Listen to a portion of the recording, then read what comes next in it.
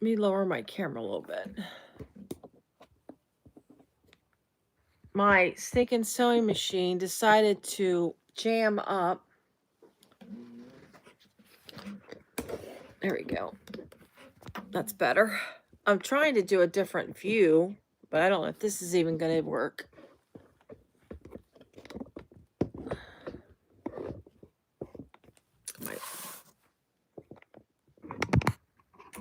All right, I'm working on it, guys. I am so sorry. I know I've lost people.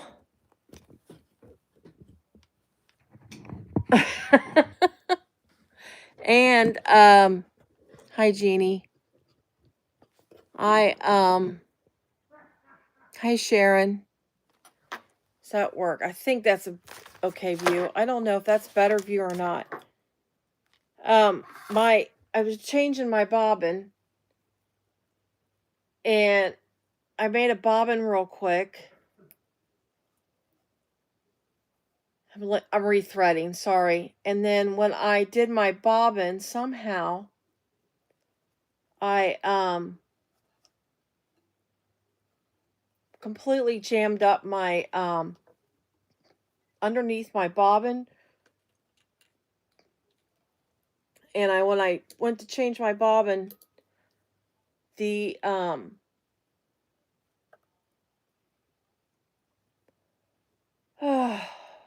it got a bunch of thread got jammed up in there, and I was in here. I had to completely undo bobbin stuff. I don't know, and I'm not liking this view. Let me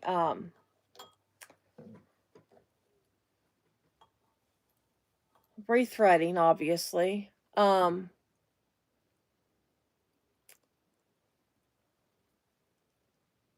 then when I looked to do all of this, I see Barbie's going to go live here in about 10 minutes. So I don't know. I was trying to go earlier, so we're not here late. And I got a lot of it done.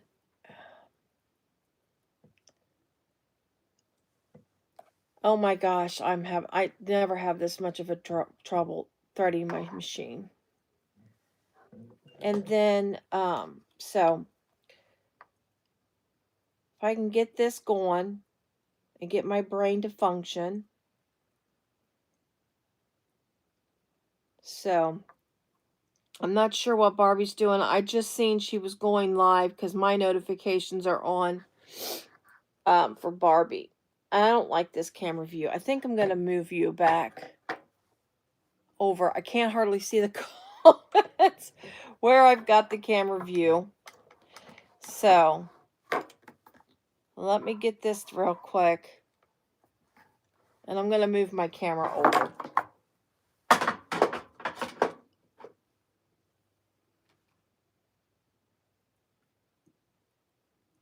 Okay. You're going live at 7? Okay. Let me, I'm moving my camera view. I don't know that, I don't like this view. So give me a quick second. I'm going to move you around. Sorry about making you sick. Okay.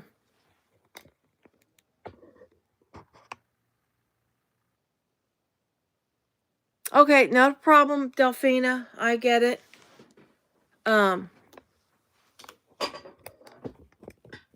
Guys, you don't have, if you've got things to,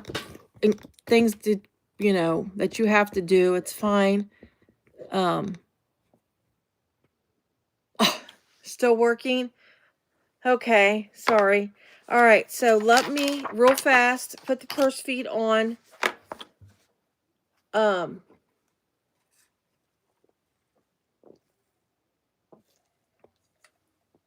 have to.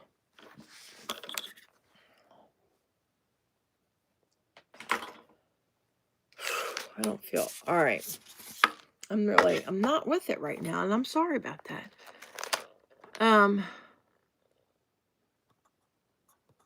Try to get my pattern to come up, and I don't know why my pattern's not. I don't think I'm going to do 5:30 anymore, man. I'm telling you what. Okay.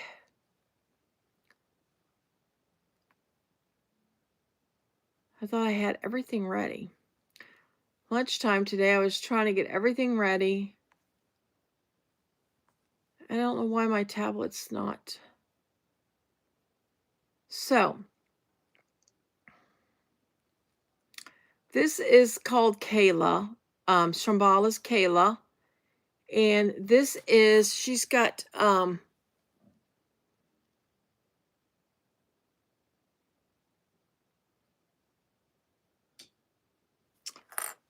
it's a similar pattern. It's called, she's got a Keyla, and then she's got a Jocelyn. And we're going to do Keyla. Keyla is the larger of the two patterns. I really like this one. It's really cute. The Jocelyn is, like I say, it's a smaller little, small size bag. I like a little crossbody small bag. And Jocelyn is the larger of the two. And it's more of a handbag style pattern. 2, 3. I'm counting my little screws from my purse feet. 1, 2, 3, 4, 5. Okay. I am using, of course, Tulip Bee stuff. I have the, it's the Tulip Bee. I've put all of the, put the description in my, or everything that I'm using in my description. But this is the Faux Real Siah Pink. I did a two-tone strap. This is, black and white. It's terrible. I can't even remember the name of it now. I'm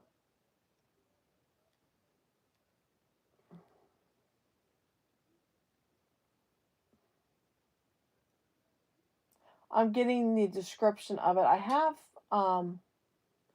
everything in there, but I can't remember the exact detail of this one here.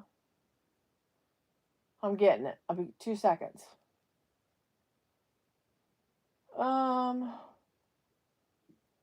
Keyla, there it is.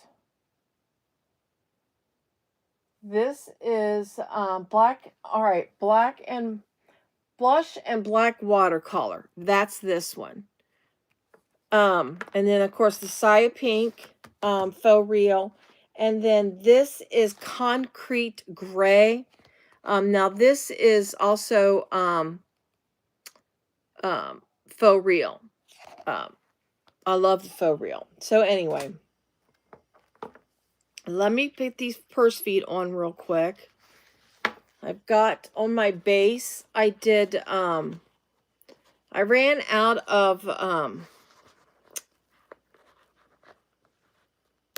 Decaville Heavy for my bases that I typically use for my base. Man, I don't feel so good. I clocked out at work and I laid down for 2 seconds, and no lie, I never, well, I shouldn't say never, I have done a couple of short, and I laid down for a couple of minutes, and my couple of minutes turned out to be an hour. So it's like my brain is one way.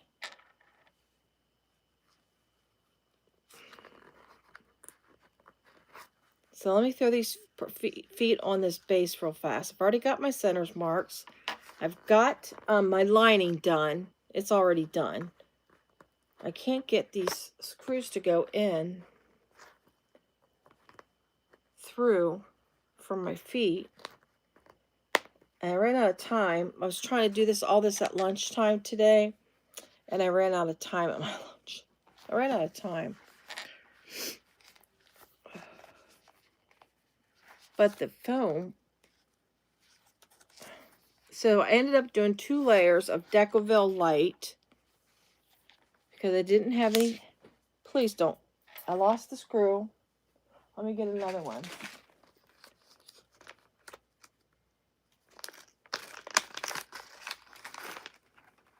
I'll get that later. It's on the floor.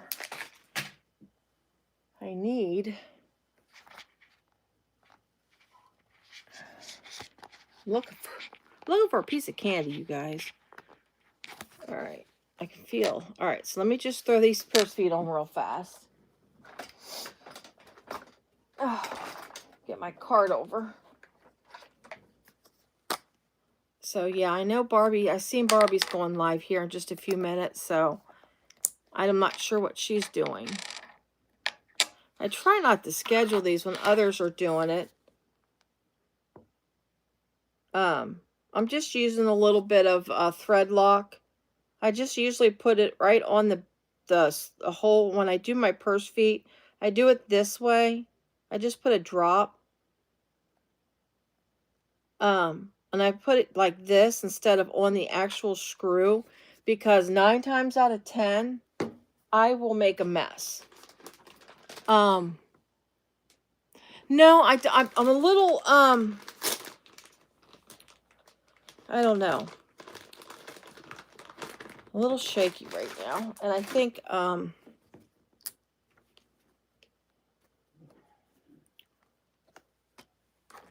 I'll get there. Just give me a minute. I dozed. I'm telling you what I did. I dozed off, and I hardly ever do that.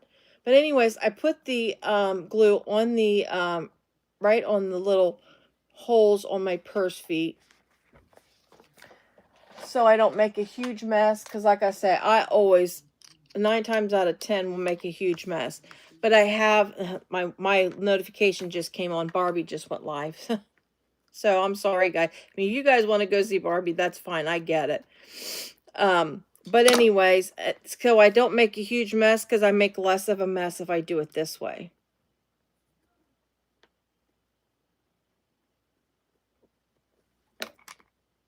But yeah, and I don't normally go this early, but I thought maybe going to this a little early might be a little easier for some. And we're not, you know, going late, but and I was trying to have these on first before the live, but as soon as I get this foot on, these feet on, we'll be going strong. We'll be getting it going. Sorry.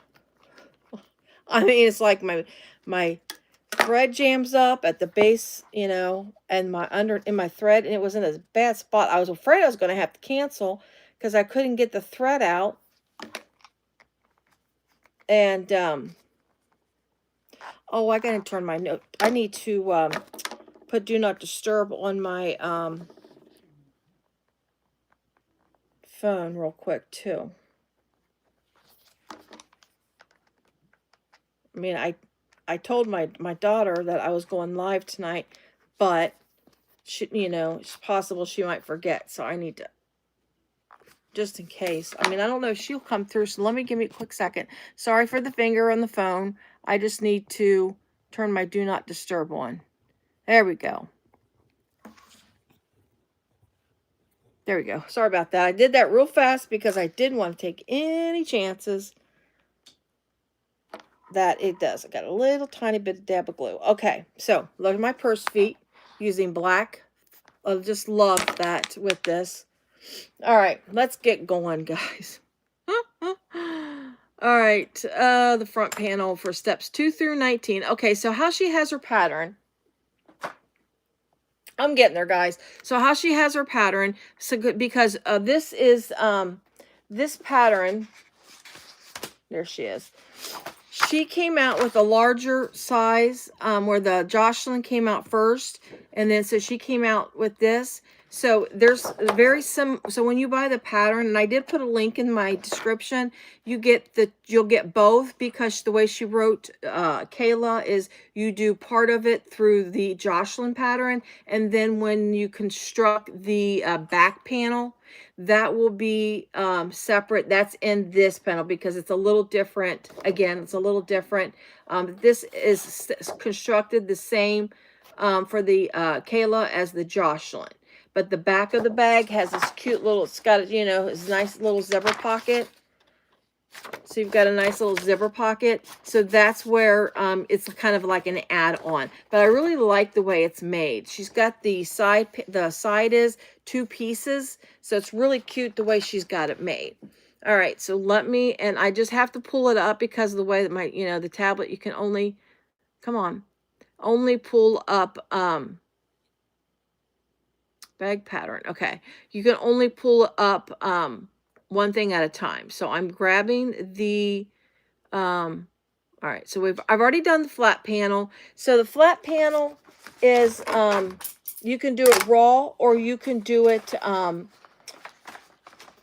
where you fold it, put it together. I did it, where I sewed it together. I already did that because I didn't think you wanted to see me struggle with, trying to create this, turn this right side out. So this is my flat panel here. So I did not do raw edge, but but you can do it raw edge if you want. When you cut the pattern out for the flat panel, see where it's got the dashed lines? This is, if you don't do it raw, that's your turning. So that's that extra, so you can turn it right side out, which I did. So, that's how we get started with that. So when you go to, you get that all set up. So you need your exterior pocket contrast piece. Let me get my exterior pocket contrast piece. I'm going to get some of the stuff out of here and just throw it aside. Let me see. Give me a quick second. I got to find it. I hope I cut that. Now I'm thinking I missed that piece. Flat panel. There's my zipper. I've already got my zipper pocket done. I got a lot of it done. But I think I forgot to cut. I think I forgot to cut my centerpiece, my little contrast piece. I don't think I did, but I guess unless it's hiding. There's my all bunch of pieces here in the way. There's my panel. Found it. All my other pieces are hiding. That's terrible. I am just not with it. All right, so there's my lining. So I got all my lining. You can say my lining is done. There's my pockets. Okay, so this is the front of the bag. I'm using the blush watercolor at the front of the bag.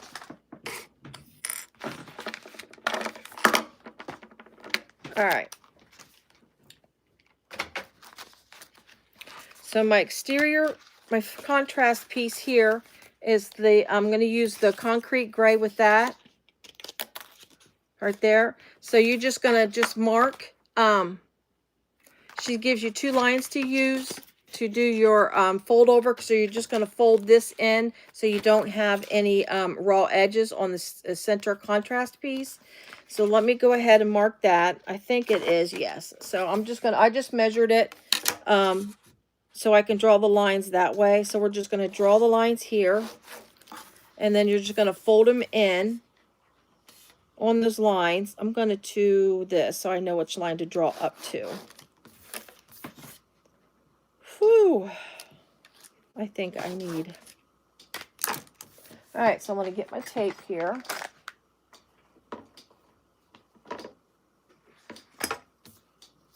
Thanks everybody for watching. I'm sorry I kind of like seem out of it. I'm just, like I said, I dozed when I got off work. I dozed off, and that threw me off for a loop because it's like, I had all kinds of things I was going to do right before the show, right before the live, and kind of threw me for a loop.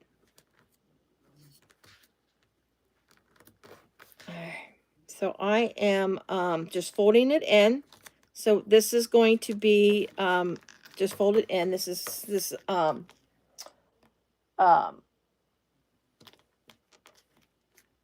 My tape's not sticking. There we go. This is, since this is Faux Real, it's a little thicker of a vinyl. So it's just trying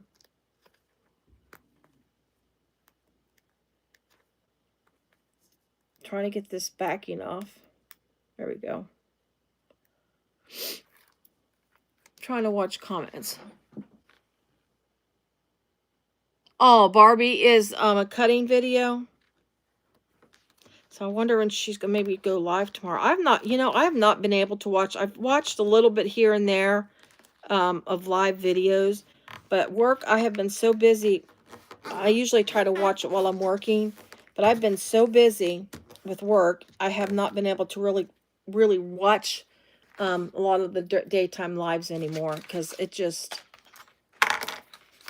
try to focus, and it is it's hard sometimes. Okay, so I got this thing. I'm going to mark my centers, and since these seams will be hidden in the seam allowance, I'm just going to just do it just the tiniest little snip.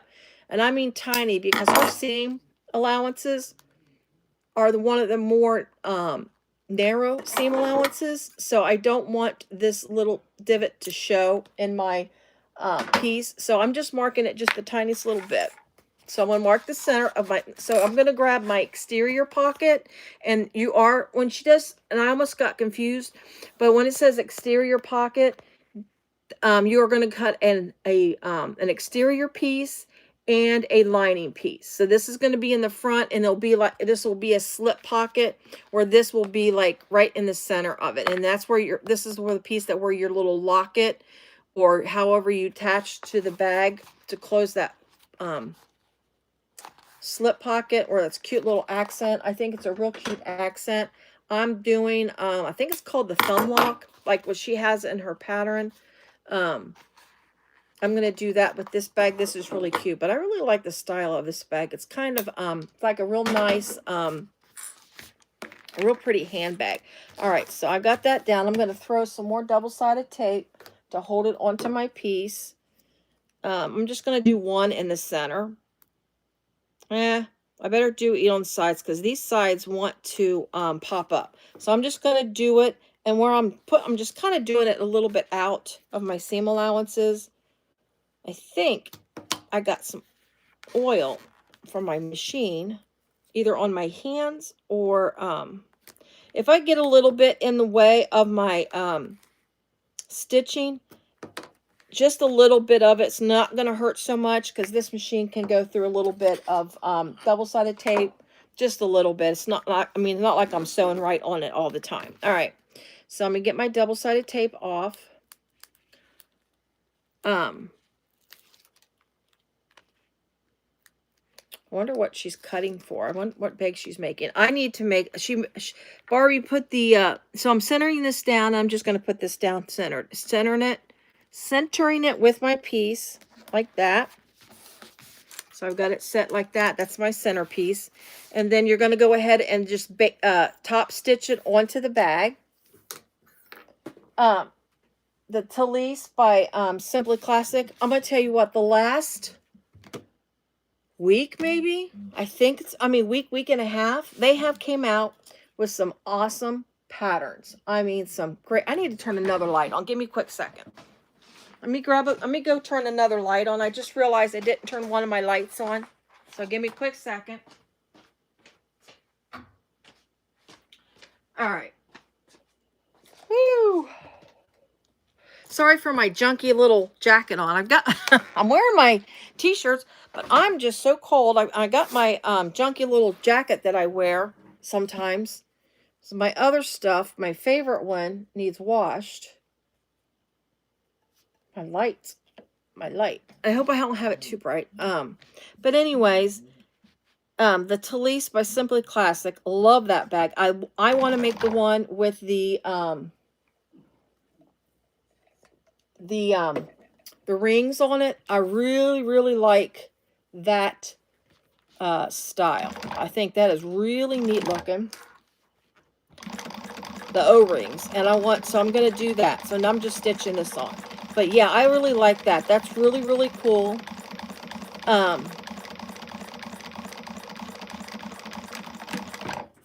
So I want to make one of those, and Brittany's SoFlo, I want to make her new little bag. That is an adorable bag. I think that would be a really cute bag for shows. Oh, your Talise. Oh, yeah, she did, Lindy, and because I seen that. I was, yeah, when I was watching that live, when they were talking about it, and you posted that picture, because I went over and looked, too. That is really neat. I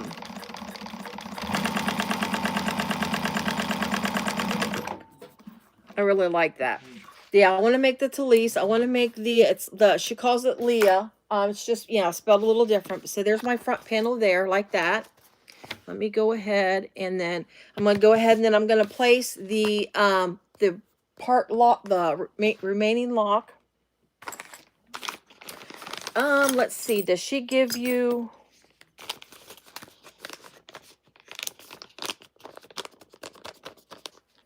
So I don't have... She says according to the mark. I wonder if the mark is on... Let me get the rest of my pieces here. I'm trying to see. She said according to the mark previously made, but I don't see a mark.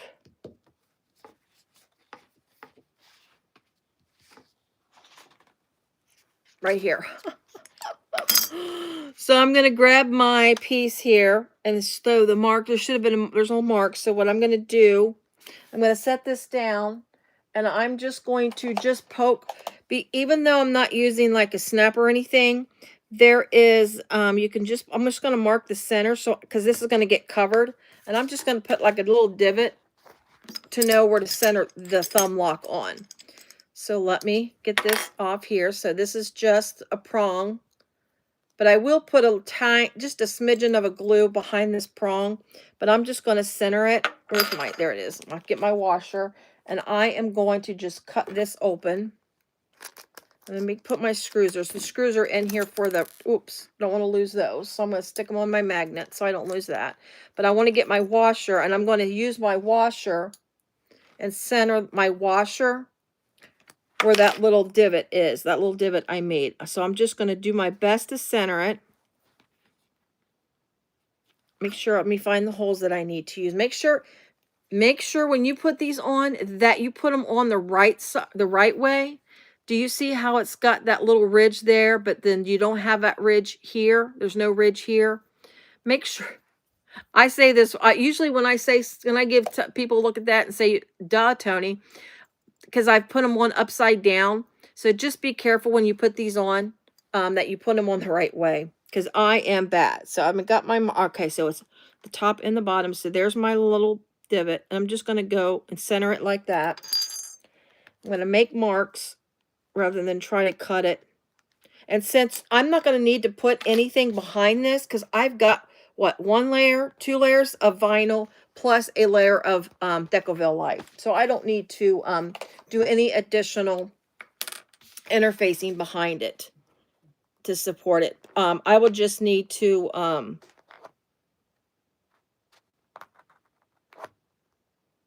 you know, I forgot to tell my husband something.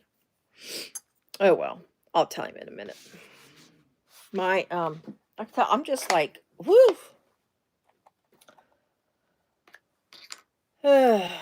I'll tell you. I'm just putting it just a tiny bit, and I'm only putting it right behind where the prongs are. All right, so it's the right side up, and then just go ahead and put those in there. There we go.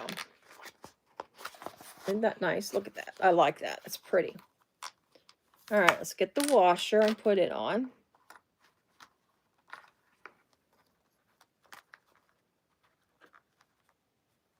All right, let's cover the washer. I got so much crap. But anyways, talking about patterns. So I've had this one. This one came out last year, and I actually bought this one when it came out. So I've had this one for a minute. I just been really wanting to make it, and I was trying to go through my patterns to figure out what to make for the next, for my live. And this seemed like a nice, simple little pattern. But the talise, the Leah, what else? Oh, and I made a little sign. When I was cleaning, I found my little whiteboard, and it had my whiteboard. I had stuff on there that I started 2 years ago. The whiteboard's been stashed, and there was stuff on there from 2 years ago of quilts that I never finished. I think a couple of them have been finished, but yeah, I'm a nut, and my brain is very scattered right now. But what do I have on it? I have the talise, the Leah, Oh, and Shamballa's, if you are, do the Zodiac membership where Shamballa does, where you buy, you pay for the Zodiac membership and you get like the 3 patterns, and then every now and again you get a little extra. And I'm going to sew my pocket lining on now. So I'm just, now that I got that done, I'm going to go ahead and sew my pocket lining on. But anyways, she's she's getting ready to release her last one of this Zodiac membership. This for the Sagittarius. She's already released. If you are a Zodiac membership, she's released the like a pre-release where she kind of gives you the shape of it. Kind of you got the idea of what it is. Just get my seam allowance real quick. Okay. She's released that. And it looks like a really cute bag. She's, like I say, she's naming it Juanita, and it's just a really cute looking bag. So I'm excited about that. I'm going to, when that comes out, I'm going to make that too. So I've got that on my list. I've got the 3 patterns. I've got all 3 of those on my list. I don't know how I'm going to get time to do all this stuff. I've got,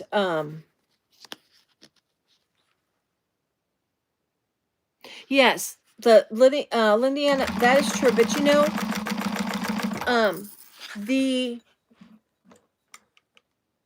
what I've seen just going out and stuff with people, a lot of the young people, are carrying sort of like the Leah bags. They're really small. The Annabelle, like those type of style of bags. They're really using a lot of those bags nowadays, and they're not doing it as the they're not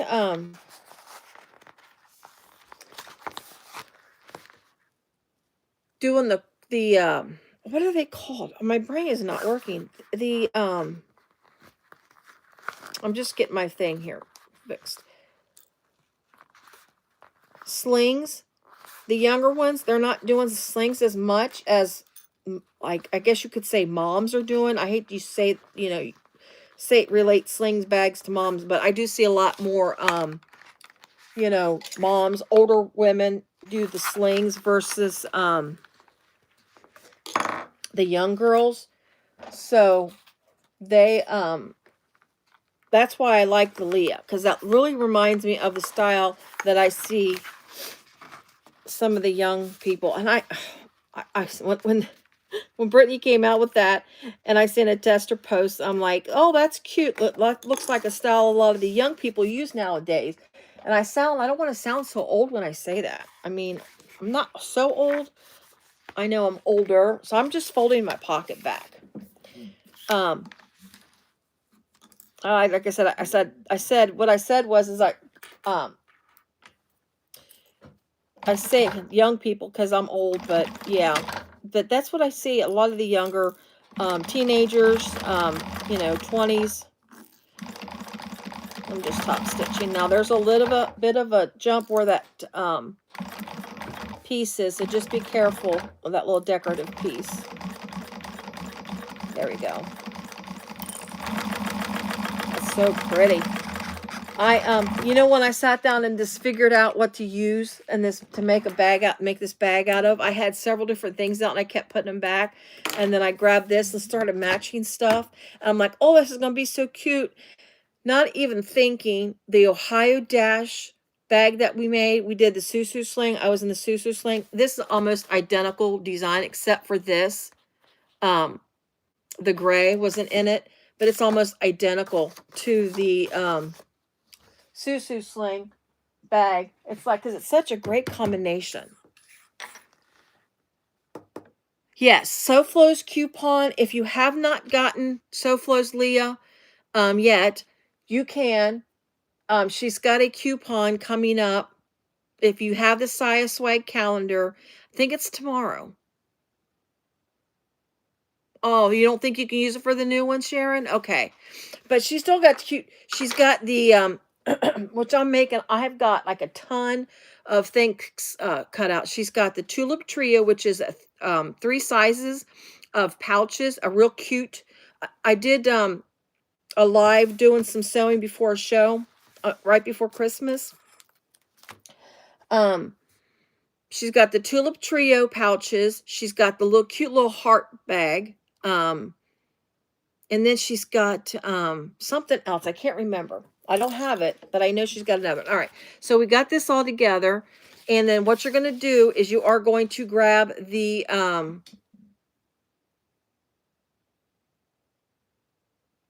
you're going to add the flap panel to the front exterior panel top piece.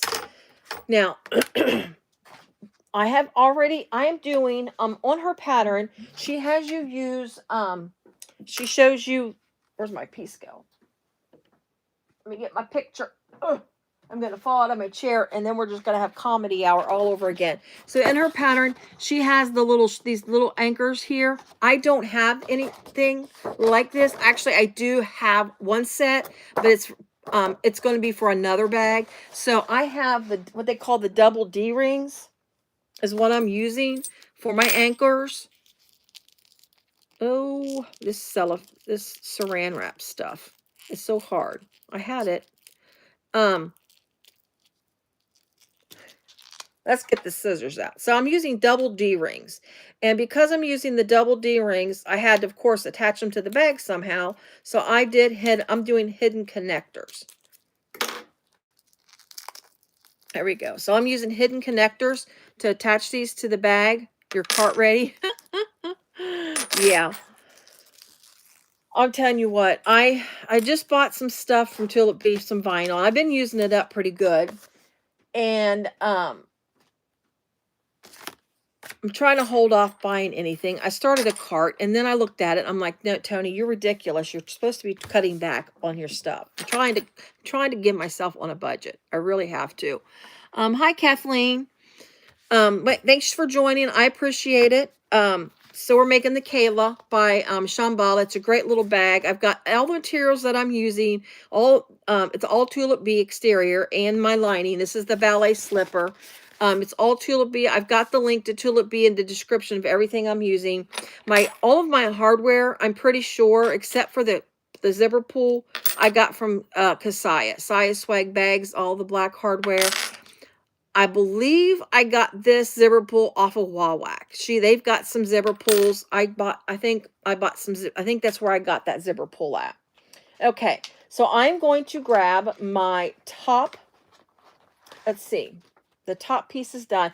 When I do the back piece, I'll show you how I do the hidden strap connectors. I did save the back to show you how I did this.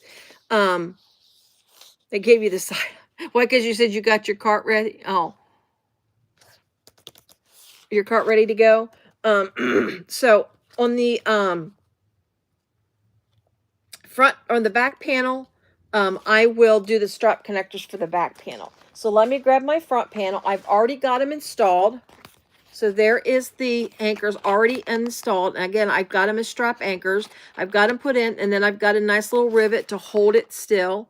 So I've done that. And again, I'll show you how I did it, because I tell you what, every time I do hidden, I have to sit and think. And it's just one of those things where you got to remember how to do it, because you don't do this all the time. You're not always doing strap anchors or hidden strap anchors. So I always have to sit and think about it. So I'm marking my centers. Now this is a drop-in lining. I've already got my line marked to do my drop-in.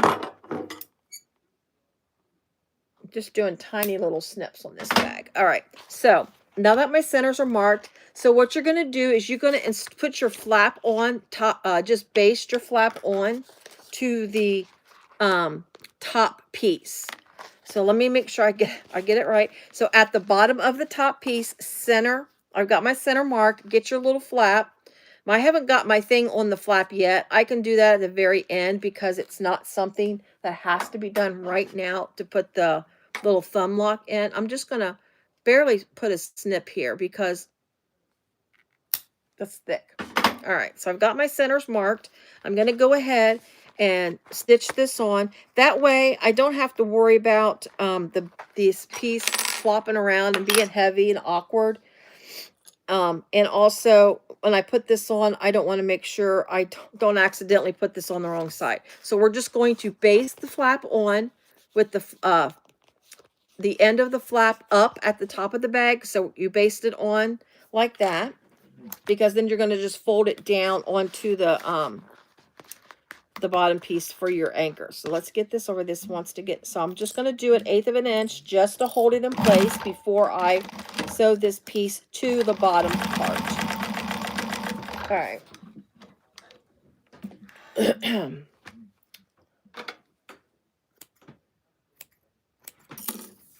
All right, so that's all done like that. So now what I'm going to do, let's see.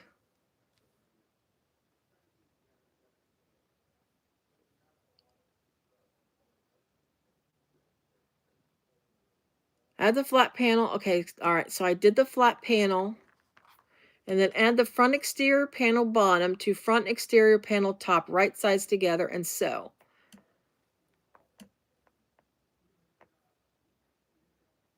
How does that... Give me a quick second. Front exterior bottom.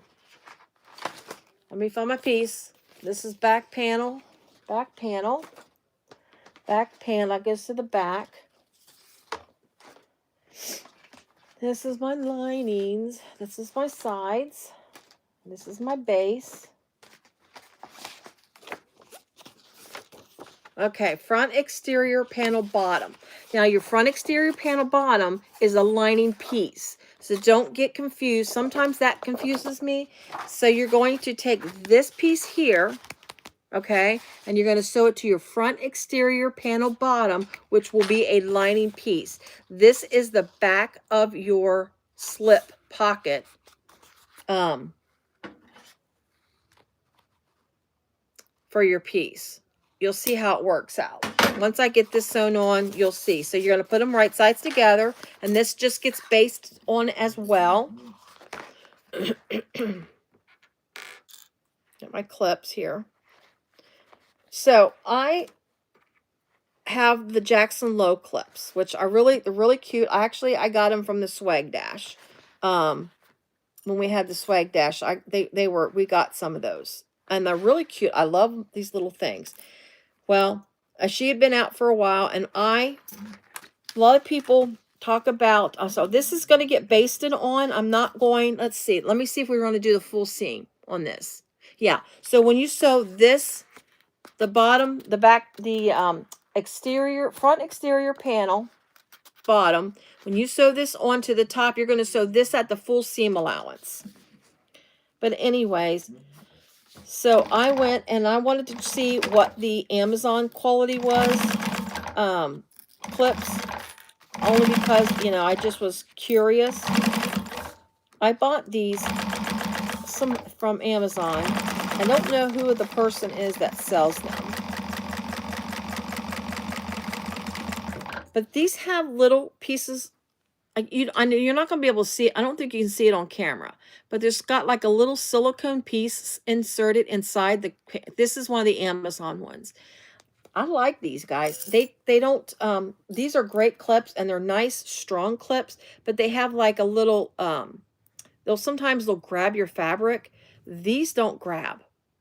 They're really neat. I like them. And I'm not taking anything away from Jackson Low. Don't get me wrong. Nothing taken away from them. But I really like the ones with the little silicone piece things in them. They don't grab my fabric. All right. So you've got your panel there. You're going to take this, and then you're going to open it up. And you're going to keep your flap up. Fold this piece down. Kind of give it a finger press, and then you're going to top stitch on your lining here. So you're going to top stitch the lining. That holds that down, and then it just gives it a nice finished look. So we're going to put that, make sure your seam allowances is pointing down to the bottom. So I'm going to top stitch that. Get my junk out of the way. I just got to hold this smooth down, because it wants to pull up because of the type of material it is, since it's that bonded poly. There There we go.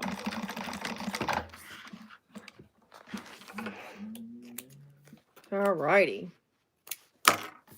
Now, once, there's the bottom. So that's all set there. You're going to take the piece here that you just created. You're going to line this up, center it up to your bag, line it up. I got a little bit of an overhang here, so let me clean that up because that'll mess me up on my seam allowance. It's like 1/8 of an inch is all it is, but let me clean that up real quick. Cutting on fold sometimes. I'm not a cut on fold big person. I'll do it on my linings because it's a little easier to do it on linings, but I do not like to cut on fold on my exterior pieces. When I cut vinyl on fold, I won't do it.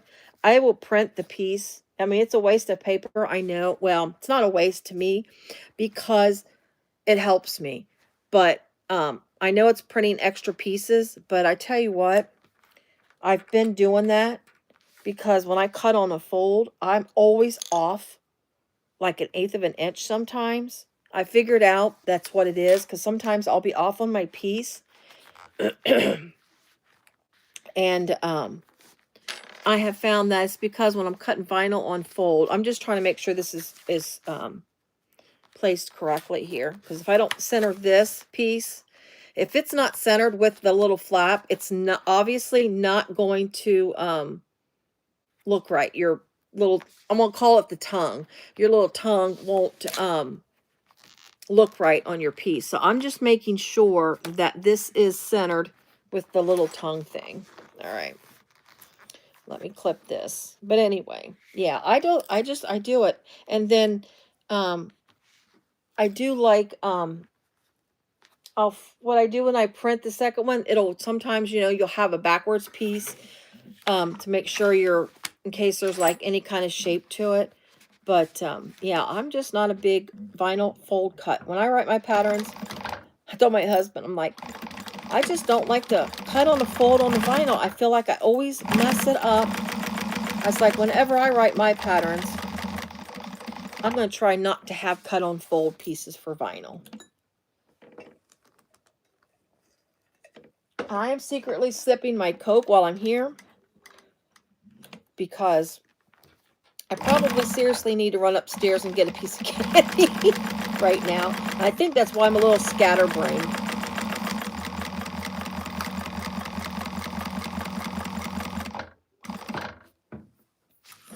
I just, my medicine I take, it's not the, I don't take like Wegovy or what's that other one called? I can't think of what it's called. For my diabetes, I take, actually I do Manjaro is one I take. And it's similar to those medications. Oh, yeah, I know, Sharon. It's, like I say, when I was like, I was off a little bit on my vinyl when I would do that. And I couldn't understand why my cuts were messed up. It just really, it bothered me. I'm like, I know how to cut on a line. I mean, I know sometimes I swerve a little bit, but, I didn't think I was that much off. But, yeah, that's what I figured out. That's what it is. But isn't that cute? You got a nice little pocket right there. That's a great pocket to drop a phone in if you don't want to go in your bag. So I'm going to solve this at the end. But, yeah, your little thumb lock there will go in like that. Whoops, it's going to probably pop out. But isn't that cute? I like that. And I got that little bit of a pink because the whole side and back of my bag will be the Siah pink. All right, so now let's go ahead. Oh, so now what you do is when you get this done, you're going to grab, I really like this bag. This is so cute. I like the way she makes it. You're going to get your two of your exterior side panels. And you need the mirror images. So you're going to grab two like this and make sure they're mirrored. Let me grab that. Also, I'm going to note real fast. In her pattern, she has you cut one full piece. So once this is constructed, like once you get the little wings on and everything, she has you then put your interfacing on. I did not do it that way. For two reasons. One, because I'm doing a live and I don't want to try to do interfacing when I do a live, because I did that before. I don't like that a whole lot. Second reason is because trying to interface when you've got this bulk and all the hardware on. I use a heat press. It's an older heat press. I bought it probably 4 years ago. It's a Vivor. I got it, you know, on sale. It was like a Black Friday sale. It was actually, I bought it for my daughter, but I use it more than her now. Anyway, so you're going to put these on. Let me put these on, but you're going to put like the little feet, the little divot, the little hangover there. I'm going to call it the little feet. Those go up against the bag. Where the cutout is, that's going to be on the outside of the bag. So you're going to put this right sides together and sew this on. So while I clip, I'll mention it. But anyways, it's really, really hard to do that. You can't heat press, obviously, when you got all the hardware on. And I have found, once I started attaching my interfacing using that heat press, it is like the best thing on to attach interfacing. So if you don't have a heat press, and if you can afford one, I mean, you don't have to go buy a Cricut one or a big expensive one. You can find some, you know, at a decent price. So I'm going to go ahead and sew these on real quick. But anyways, so I just did, as you can see, I did separate pieces for each. And how I determine my interfacing sizes is I just took the pattern piece. Sorry, I'm trying to concentrate. I took the pattern piece and all I did was cut. You can cut off. I did 3/8. You can do a 1/2 inch all around the pattern piece. I just see if you can see that the words are cut a little bit. I just cut all the way around the pattern piece. And that makes sense, Linda. Yeah, you could trace it out, take it, flip it, and trace it. I'm weird. But anyways, I just cut, you know, like I say, 3/8 to a 1/2 inch off all the way around the piece, and that's how I got my interfacing pieces. For the pieces where the fold down top is, see how this is where the fold is to do your drop in. I did just cut off right at that point at the top, and then I did my 3/8 on the rest. But the other pieces, that's not affecting the top. I just went 3/8 all the way around. You do get a separate piece for your base because obviously that's separate. Yeah, that's how I did it. So I'm going to top stitch this. So I'm going to go ahead and get that other flap on. Yeah, that is an option. You can trace it out and then cut it on the lines. That would save you paper.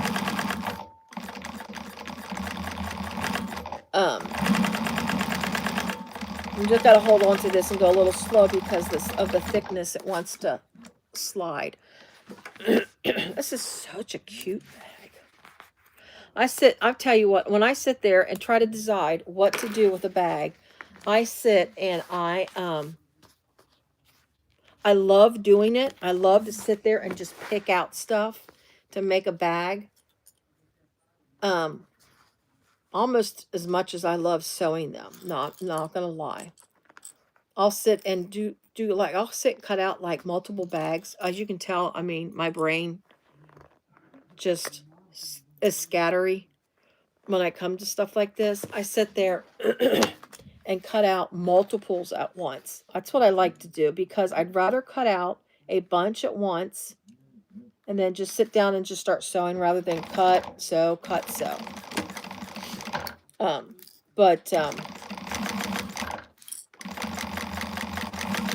Yeah, it's like,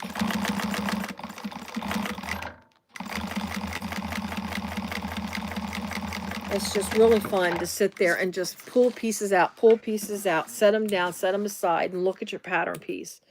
I like doing that.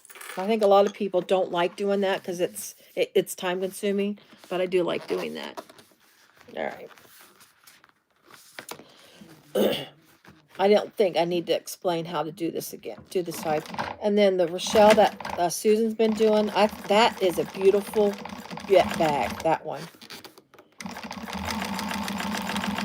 I don't know if I know she's doing the giveaway on the one bag. I don't know if she's going to give away on that second bag, but that bag is like my colors. That Rochelle, she just did the live on that she finished it. I didn't get to finish to watch her because I was working and then I dozed off before she finished it. All right, so there's my front panel like that. Isn't that cute? All right, let's go ahead and get the back panel. So now this is where we're going to need to go to the Keyla bag. So this is the first part. You're going to get this part from the Jocelyn, the little bag, because that construction for the front panel is almost identical. It's just that the Jocelyn has a little curve at the top because it's a smaller, cute little bag. This is, I'll say the Keyla bag is more the grown-up bag. It's between the, so, and I think she calls it the big sister and the little sister. I think that's how she references it in her, when she introduced the Keyla bag. All right. I love this strap, the two-tone strap. So yeah, I can't wait. I wanted to make something that is, there they are. I'm just looking for my pieces. I'm like, what do I do? But I wanted to make something that was fresh and kind of springy looking. And I think this gives, it gives you, it's a real pretty spring summer bag, the colors. All right, so we're going to install these real fast before we do the slip pocket. We got to get our strap anchors on. So what I did, this is how I determined to do my hidden anchors. So she gives you where you can put these type of anchors at. But since I'm not doing that, I had to come up a spot to do that. See, I just kind of went where I'm going to make my slit. I went 2 inches down, and that brings it right below where your part of your anchor is going to go. And then I went 2 1/4 inches over. And then that's where I'm making my mark for the hidden connectors. I just wanted to explain that to you so you know how I did the hidden connectors if you do it this way. So that's how I did it. I'm going to get my invisible ink or disappearing ink pen. I always call it the wrong way, so if I say it the wrong thing, just ignore me. I tend to give names to things that's not quite what it is. So I'm at my 2 1/4 inches in, and I'm gonna go 2 inches down. I'm gonna make a mark. There is that. And I'm going to make, and my mark needs to be, what I'm doing is I am making it like a hair under an inch. So that way, because these are going to be, since these are 1-inch D-rings, so my piece, my little hidden connector piece has to be 1 inch wide. So I'm making this, my line is just a hair under an inch. So that way it's a snug fit. I don't want it to be overcut. Because you will see it if it's cut too wide. You don't want to see that extra cut. So I'm just lining my ruler up to do that. There's my just line. There's my 2 1/4 and 1, 2. There's like that. And then I'm just going to do a little dash mark there so I know that's where my 2 inches is down.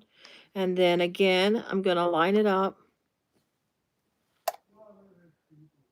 and make my line. Again, it's just a hair an inch. I'm putting like my 1/2 inch mark, and then I'm making my line from there. Okay. Now, where is there it is, my X-Acto knife, and let's make slits. Just be really, really careful with this.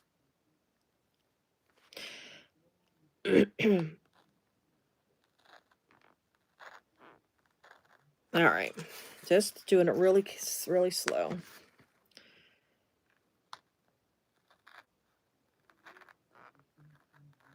All right. Let's see. 2 seconds here. I just got to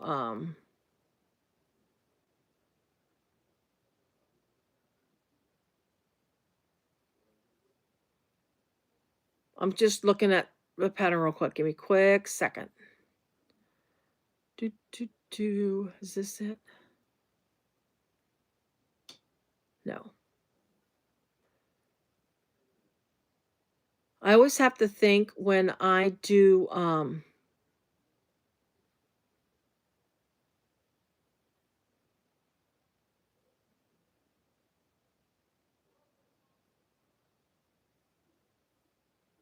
well, okay. So you're going to take your strap connector. Now, my strap connectors are 2 inches wide and 3 inches long. Now, this one's a little shorter because I ran out of vinyl, and I didn't want to cut another piece off and have an awkward piece on my cut. So I made this one a little shorter, which will be fine. It'll just be a little snugger fit. But they are 3 inches long and 2 inches wide. And then I just folded them to the center and then I top stitched. It's a nice finished look. You won't see them, hence the word hidden connector, but you still want to make it a nice finished look. So I'm going to take my strap connector. You're going to put it right side up through the slot. Let me get those thread. The thread's not going to show. So I'm going to just put this in here. Again, it's a little short, so I'm just going to see. I think I might need to cut it a little tiny bit more, and I'd rather undercut than overcut. So I'm just going to go cut just a tad bit out. Get my knife in here without making another cut. I'm just going to do it just a tiny bit on each side. Keep it equal. I mean, I'm just barely cutting it. Again, right side up. There we go.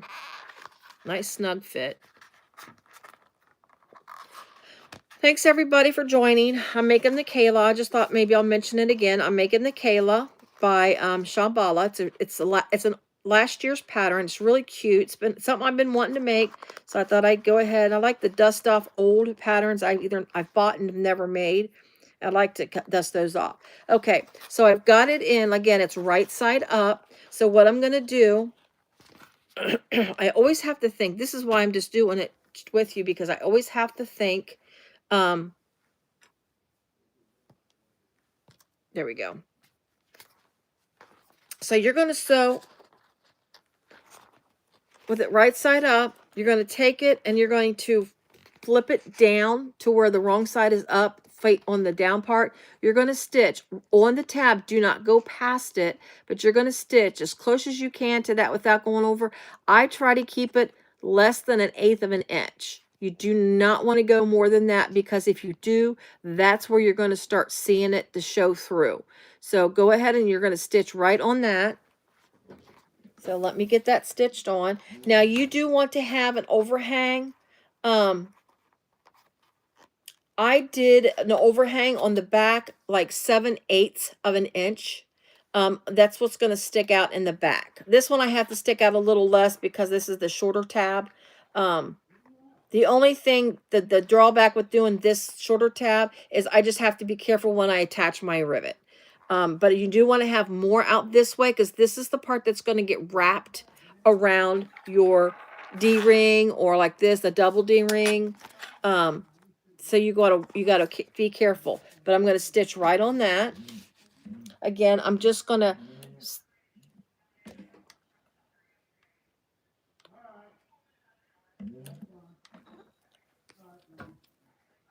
Yeah, I forgot to tell my husband the daughter's going to be late tonight, and I guess he called her to find out where she was at because I forgot to tell him. I just heard him on the phone, so I'm going to snip that off. All right. I'll show you here real quick. So we've got that stitched on like that. So now I'm going to get my D-ring. Go ahead and put that on. And then I'm going to put back through the hole. It's always nice. It's a nice snug fit, but I'm going to put this right back through the hole and pull it through.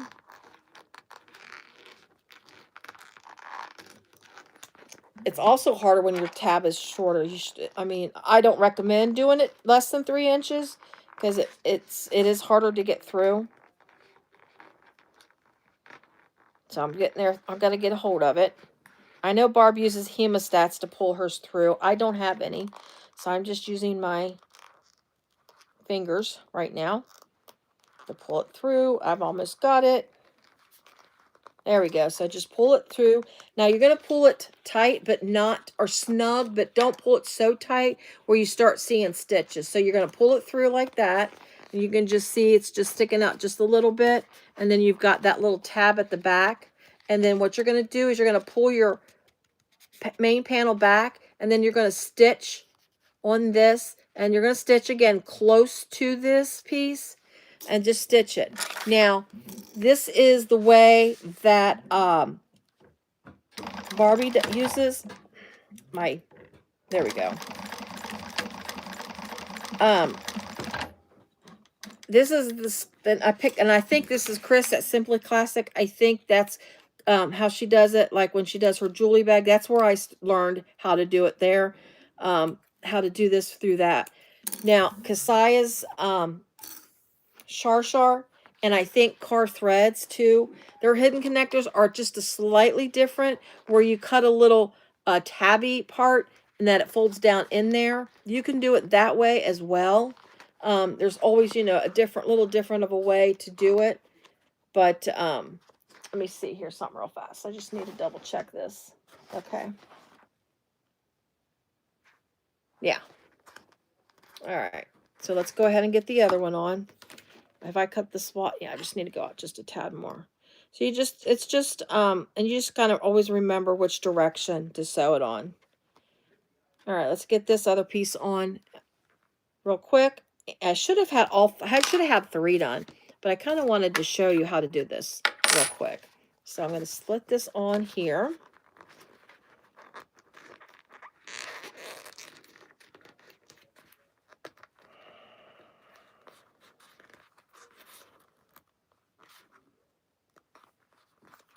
Pulling it through. I just want to make sure I have my ruler. I just picked up a ruler. I had a little tiny one here a little bit ago that I was using.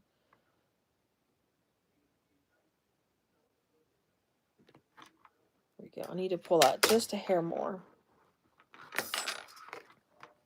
There we go.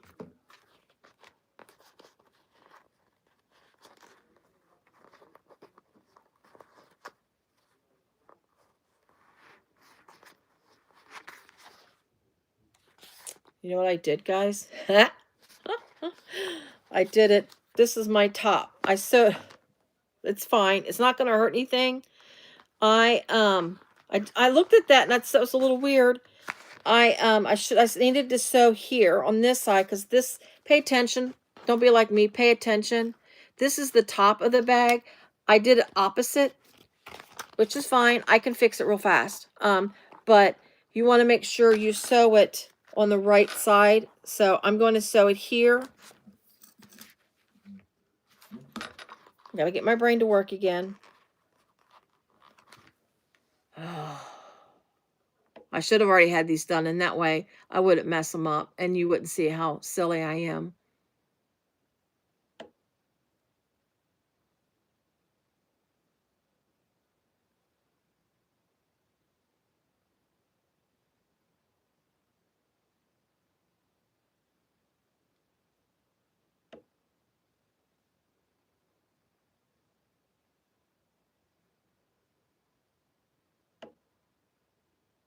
Okay.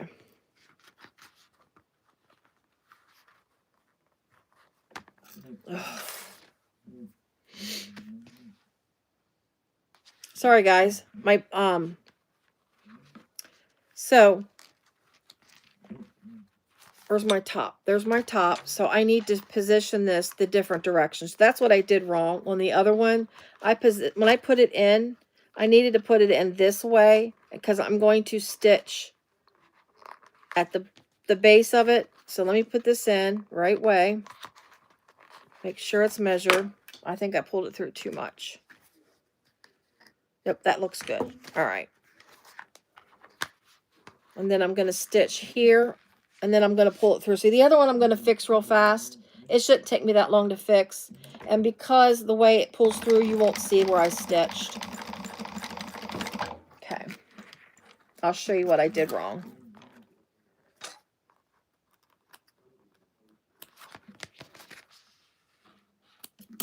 All right, so let's get my D-ring on. I'll show you here in just a second what I did.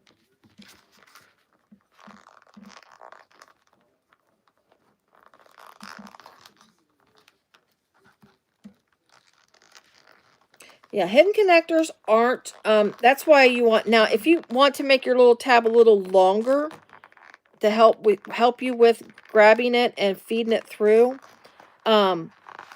you can. Could just trim it off a little bit because it may be too long in your bag. You know, I almost got it. I just don't have the strength in my hands like I used to. I'm going to tell you what.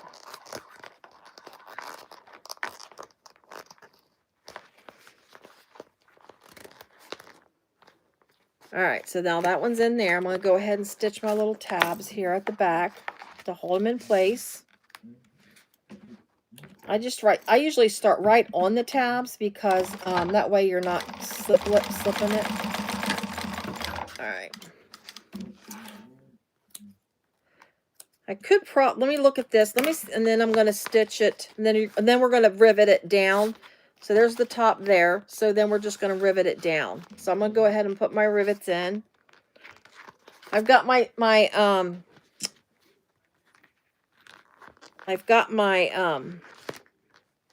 the top? There we go.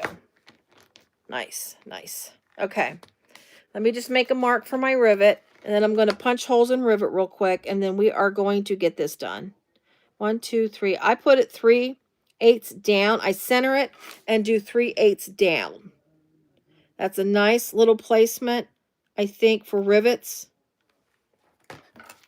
See, I've got my little rivet placement, and then when you punch it through, it'll go through the tabs. You're going to punch it through the tabs and everything. Again, my stuff's right here beside me. I started on my cutting table. So let me just stand here and just punch these real fast. I got everything handy. But it's a nice little placement. Again, you're going through your little tabs because that holds that anchor nice and tight.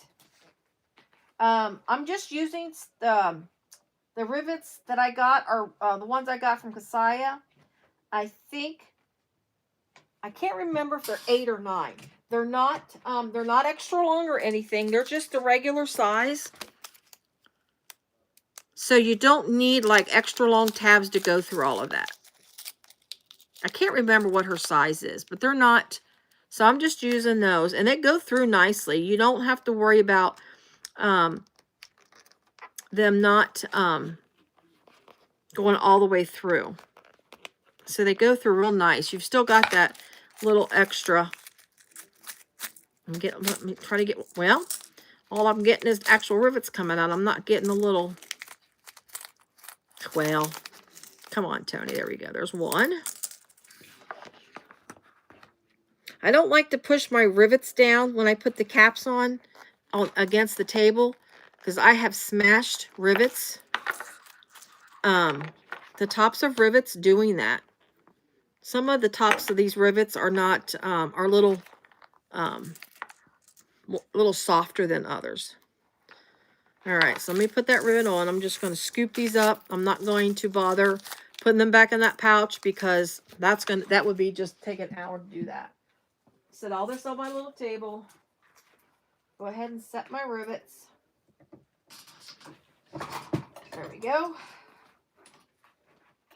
I do use a rivet press in case anybody wants to know. I do use a rivet press. My rivet press I got from Cam Snaps. I'm going to tell you what. I got it about 2-3 years ago. The best investment. I don't know what they cost now. But and the dies, they do get, it does get costly with dies, so you just kind of, gotta decide which dies to get. They're really good. They'll help you out, but it just helps me with my placement and setting of rivets. I don't have any problems when I set rivets with this. Whether they twist and turn when I hammer them on. I was having all kinds of problems. My rivets were like always a hot mess until I got the Cam Snaps. Thank you, Linda. Yes, I'd appreciate a thumbs up. So there is my connectors. This is the top, and I got my hidden connectors on. All right. So now what we're going to do, now that we got these on, that took too long, didn't it? All right. Since we've been here we've been about an hour. Not too bad. I'm going to get my pattern back up. I got to switch back and forth to go to different patterns. Okay, so we are on the Keyla version. All right, so now we're going to get our the lining, back panel lining.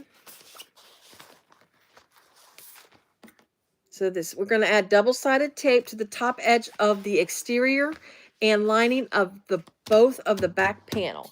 So this is my back panel bottom part.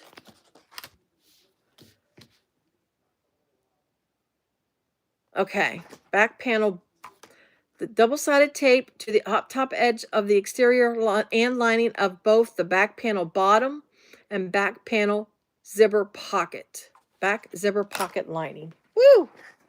This ruler keeps getting in my way. All right, so oops, let me go grab another. I got to grab another piece here. I've got another lining piece in here. Back zipper pocket lining. So I'm going to add double-sided tape to both. One size is a little bigger than the other. I'm going to keep this with it, this little tab, because I'm worried that I might get confused. Get confused on which is which, because they are two different sizes. One's bigger than the other. And if I can find my there it is. I'm trying to find my start and stop point. I appreciate you guys sticking with me, really. My lives, I tell you what, you sit there and prep.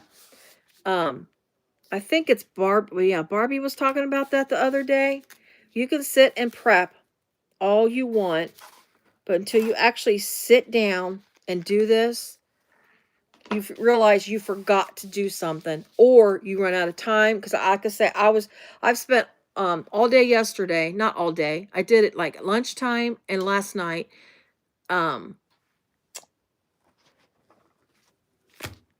Getting this all together to make sure I had everything together. Okay, I'm going to grab my zipper. Isn't that pretty? I got this from Siah Swag Bags, the black lining, and this beautiful pink. Okay, so I've got my zipper tape and my zipper pull. We're going to go ahead and place the zipper over the exterior back panel bottom. Now that would be the smaller of the two pieces, right? Exterior back panel bottom. Yes, that's the smaller of the two pieces. So I'm going to take my tape off, tape backing off, place my zipper, and we're going to put the zipper right sides together. Now, I've not installed my zipper pull yet. I will do my zipper pull when, before, of course, I do it, but I just want to get this sewn on first. My tape is. So I'm just going to center it. Now, I did cut this, I think, like a hair more. So I'm just going to hang it over just a little bit. So I'm going to do that. All right. Now, you can baste this if you want, but you don't have to. So you're going to grab your back panel bottom. You're going to get your back panel bottom, and you're going to place these right sides together with the zipper. So you've got your zipper there like that. You're going to take this piece, and then you're going to put these right sides together. Again, you can baste your zipper on first if you're not comfortable. But since I'm using zipper tape, which I am not zipper tape, double-sided tape, which I'm a huge fan of, you can go ahead and do that. And then I'm going to clip it on the other side, but I like to use the double-sided tape. Especially if I'm using like a lining, like smooth for my lining. I definitely want double-sided tape because it will slip. So I'm going to hold this, put this aside for right now. Now we're going to sew this on at the seam allowance that she gives you.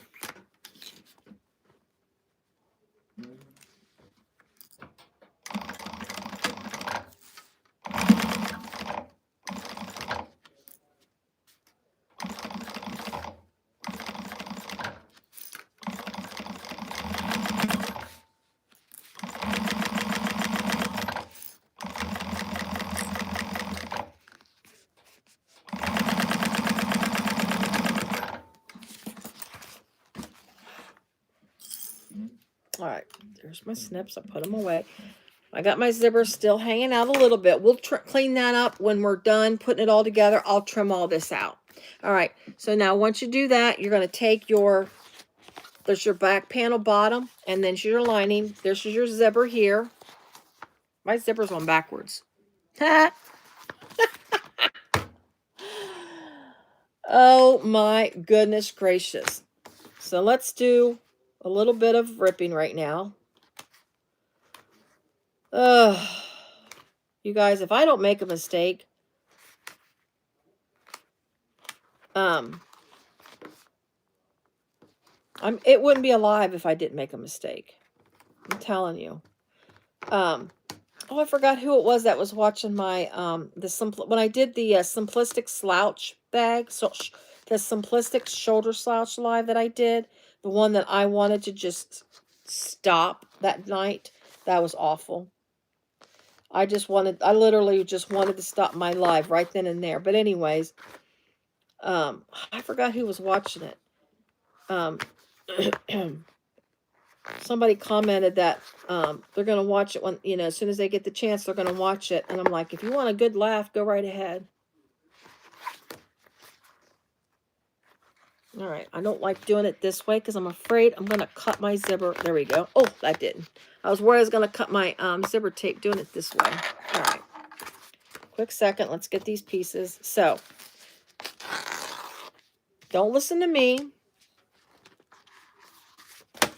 Get them threads out. Trying to do the quick way of getting the threads out, but that's not fast. You're going to put your zipper right sides together with the exterior part of your back panel bottom. Right sides together with the exterior part of your back panel bottom. All right. Make sure it's on straight. There we go. I got to put a little bit of double-sided tape on this piece here because I know it will slip. So I won't need to clip it, but there we go. Oh, goodness gracious. Trying to decide what to do. Oh, I wanted to mention something. I was trying to decide what to do on my next live. I'd like to try to do lives every other week at least. I think that would be fun. I would love to do a Saturday live for my folks, like Saturday afternoon for the folks in the UK. I have a viewer that lives in the UK and she watches my replays, which I'm grateful and I'm glad. I think she's wanting to be on a live, but it's evening in the UK right now. My zipper was off a little bit. But anyways, all right. So let's get this guy back on and let's resew. So again, you're going to be right sides with your exterior part. And I don't know why it was, you talk and then you don't realize what you're doing. All right. But I'd love to do a Saturday afternoon. My problem on Saturdays, I do sew a lot on Saturdays. Not a lot. I do sew on Saturdays. But my problem with Saturdays, hold on. So my problem, again, I'm going to say this, is that's when I go to the grocery store and run all my errands on Saturday mornings. Because it's hard for me to do in the evenings because sometimes with work, I never know when I'm going to get off. By the time I get home, get situated, groceries put away, done whatever it needs to be done, I'm like out of breath like I did tonight because I got up, ran downstairs, and then my machine jammed up for tonight when I fell asleep after work. So we're going to put this out. You're going to pull your zipper out like this. So your zipper will be free like that. So you're going to top stitch on your panel. But anyways, it's so hard. And then also I know Barbie does some Saturday afternoon stuff. And I don't want to, quite honestly, I don't want to try to compete with her. And it's not really a competition. And I know it's not. It's not a competition. I know a lot of people like to watch Barbie, and I myself like to watch Barbie. So Sometimes I don't do it for that reason as well. But a lot of it, the main reason is just busy. I'd like to get my errands done on a Friday night when I get off work. That way my Saturdays are free to do it. So if you ever see me pop up alive on a Saturday, you'll know that I got my grocery shopping done, my errands ran on a Friday night after work. I just gotta go slow because I gotta pull this smooth tight. There we go. But yeah, I'd like to do a Saturday afternoon one myself. So the Saturdays will probably be like last minute, hey, I'm going live. That's what Saturdays will end up being. So there's that. And you've got your panel. See, you've got your lining right there. So, so now what you're going to do, once you get that done, you're going to grab your zipper. Yes, I'm trying to talk. I'm reading back zipper pocket lining piece. You're going to grab that. And then you're going to take off your backing. Hello. I am doing the Keyla by Shamballa. I'll show you a picture. Let me get my picture. I think it's back here. Oh. No, that's a pattern piece. We don't want that. The Keyla, there it is. It's the big sister to Jocelyn. She came out with this last year, May of last year. She already had the Jocelyn, which is a real small, cute, and it had like a little curve to it. Where do I have it? I know I've got a picture of the Jocelyn here somewhere. Oh yeah, here we go. So this is the big sister to the Jocelyn. This is the Jocelyn right here. This is more of a little crossbody bag. This one is like the shoulder bag. I call this, it's like she calls it the big sister. I call it the grown-up version. It's a nice slip pocket on the front and a zipper pocket in the back. I really like Shamballa's stuff. What I like, I think, the most about her patterns is the shape of her bags. She comes up with the cutest shapes in her bags. Again, with the one that's coming out from her Zodiac group, the Juanita, that she's getting ready to come out. I'll put my zipper pull on. I haven't forgotten yet. But with the new one that's coming out, that has got a cute shape. I'm so excited. I think that's what I want to do on my next live, is the new one that's coming out. It's coming out in a couple days. She's releasing it in a couple days. Again, it's the Zodiac. So I'm going to sew this on. I'm just basting this back pocket on because we're going to sew the other part on the top. So you don't want to go a full seam on this because you don't want that basting stitch to show just in case you're off a tad bit. So I'm just basting this on right now at 1/8 of an inch, of course, as a baste. But yeah, it's just the cutest little shape she's got. But I will probably do that on my next live. But what I was saying earlier was, so there's that. And you got this is your pocket here. Now I'm going to go ahead. Well, still don't need to. Let me just get then you're going to grab your top piece. This is where we did our little hidden connectors. Make sure you put it right in the right spot. So there's the top of the bag. So we're going to go right sides together and then sew this on.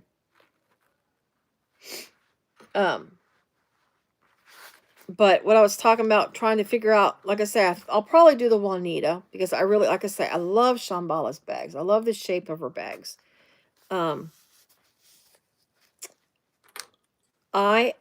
have 3 craft shows coming up, like boom, boom, boom.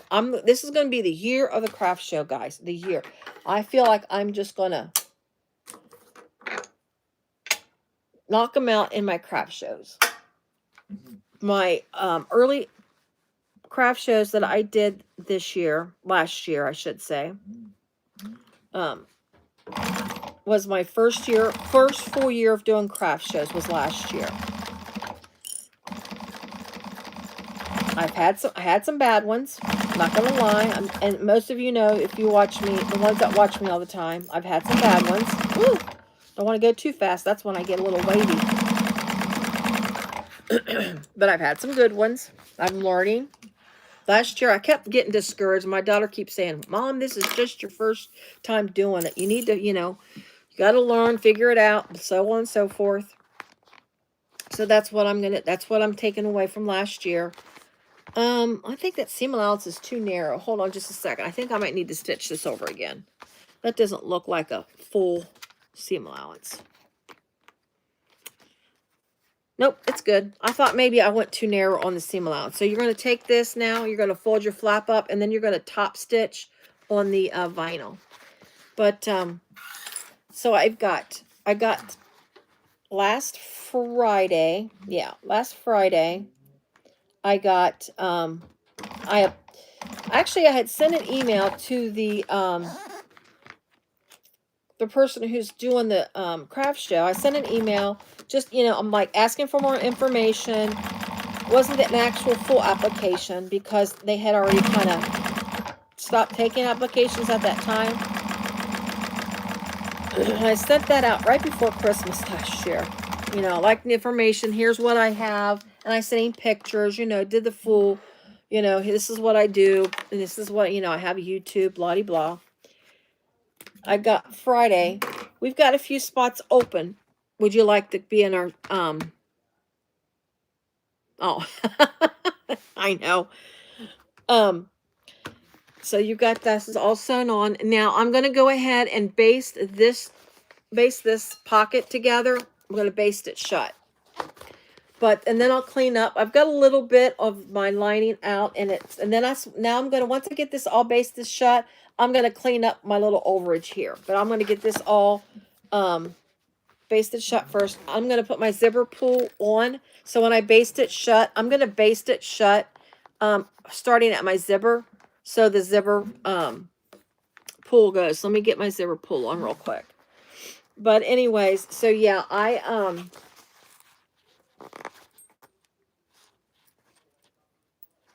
got 3 coming up. I got one at the end of next, not this coming weekend, but the weekend after. This is the 21st, I think. It is a 2-day show, the 21st and 27th.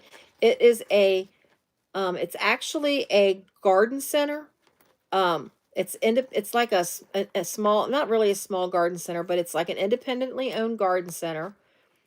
I forgot the guy's name who started it, but he worked for another garden center for years, and then he opened up his own. Anyway, they have what they call it, Craft-a-palooza. Craft-palooza is what they call it. I'm struggling. Give me a second. Anyway, it's designed for more artesian style bags, and that's kind of where I'm trying to go to, because last year I found that I had more luck. I do not never struggle like this to put a zipper pull on. I need light. I don't normally struggle like this. I usually can just put zippers right on, but so this is a live, so I'm trying to put a zipper pull on right now. Oh, I need one. I'm 1 tooth too high. 1 tooth down. So give me a quick second. Let me work it down without totally losing it. Ooh, there we got it. Woo! Got it. Ooh, that's pretty. So I'm going to stitch over that. That'll just kind of hold that in place when I do this. But anyways, yeah, so I'm excited about that. It's a totally new venue, totally kind of new experience for me. Because last year I did a lot of outdoors ones, which there's nothing wrong with the outdoor craft shows. Don't get me wrong. There's some nice ones. This pocket doesn't go all the way down. And my seam allowance. Let me check and see what this. Yeah, I can't do that. All right, let me make one more stitch down. I'm trying to sew it down to the bottom without it showing up in my seam. But anyway,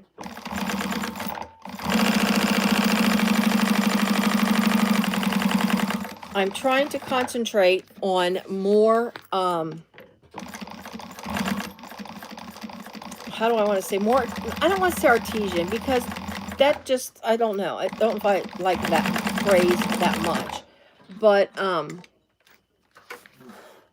trying to stay away from craft shows where there's so much other stuff going on.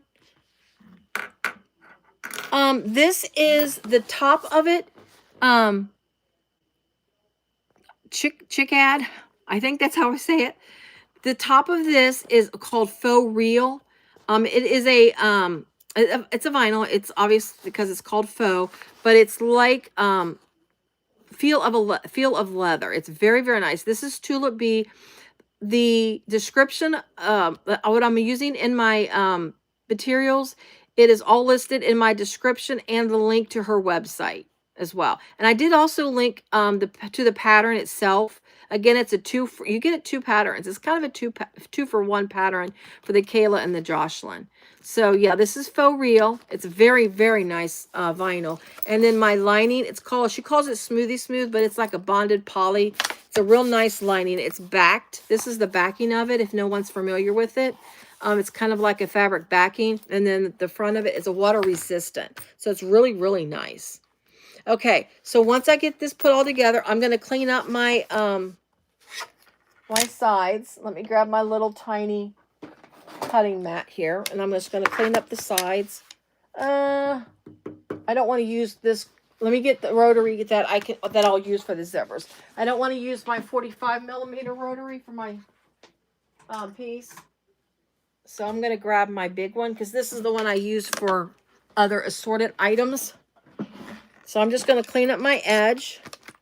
Of course, my ruler, my strap connector. So I'm just going to clean all this up. So that way when I sew all the sides on, I don't have all that extra, and then it messes me up in my seam allowance. And then since I am snipping into my zipper a little bit, my zipper tape, I definitely will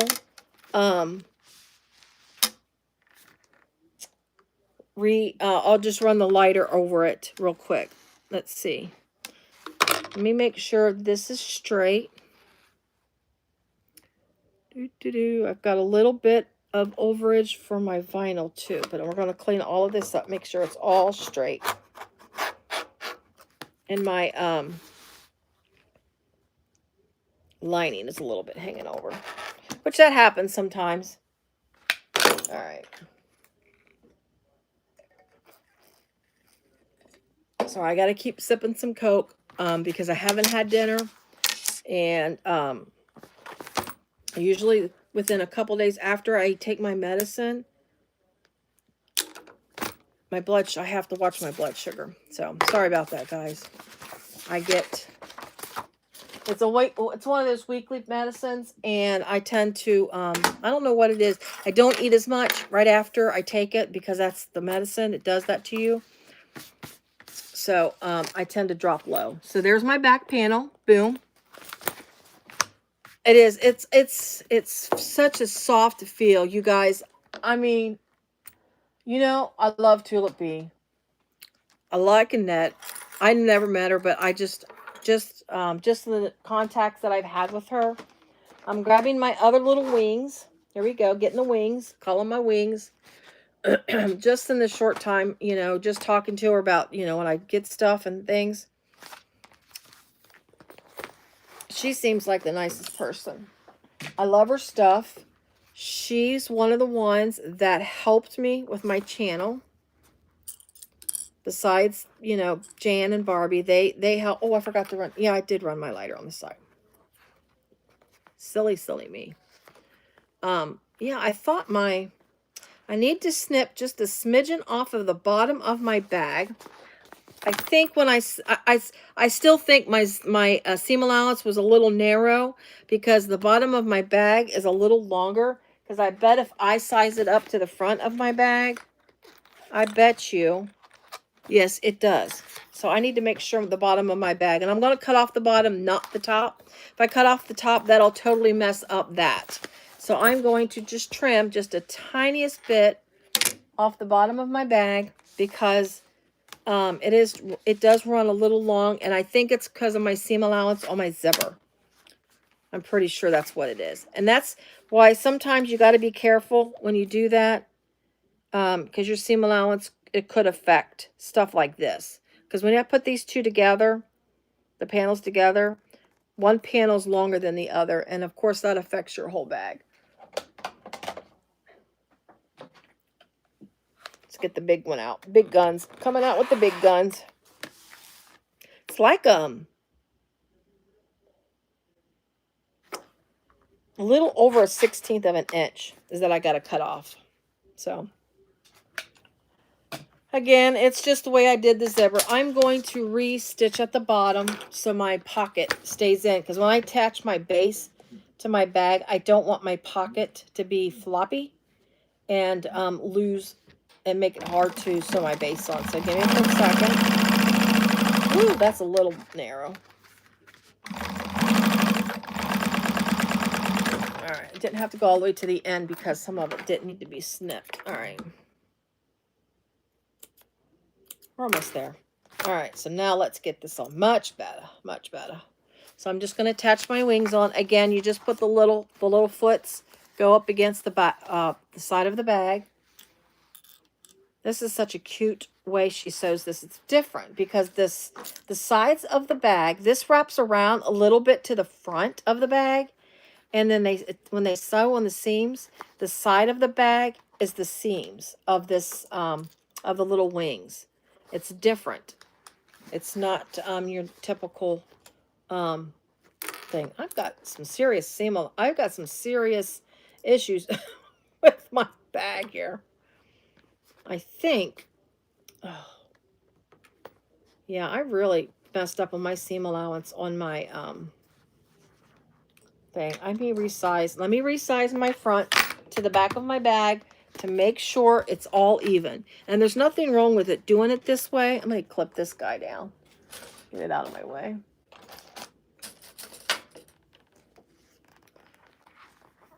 Let me just hold my, there we go. I'm going to size this together to make sure my sizes are correct. And this is not a bad idea, especially when you've got so many pieces that attach together. Okay, let's see here. That's right.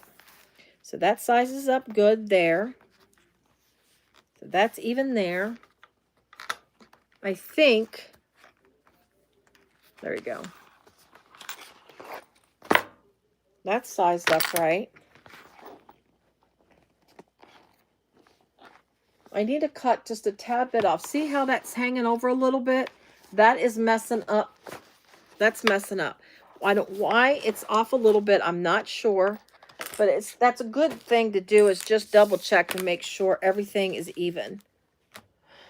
Oh, I hate that it's off that much. I really do. What did I just do with my ruler? Well, there it is. Almost lost my ruler. It's in my little bin.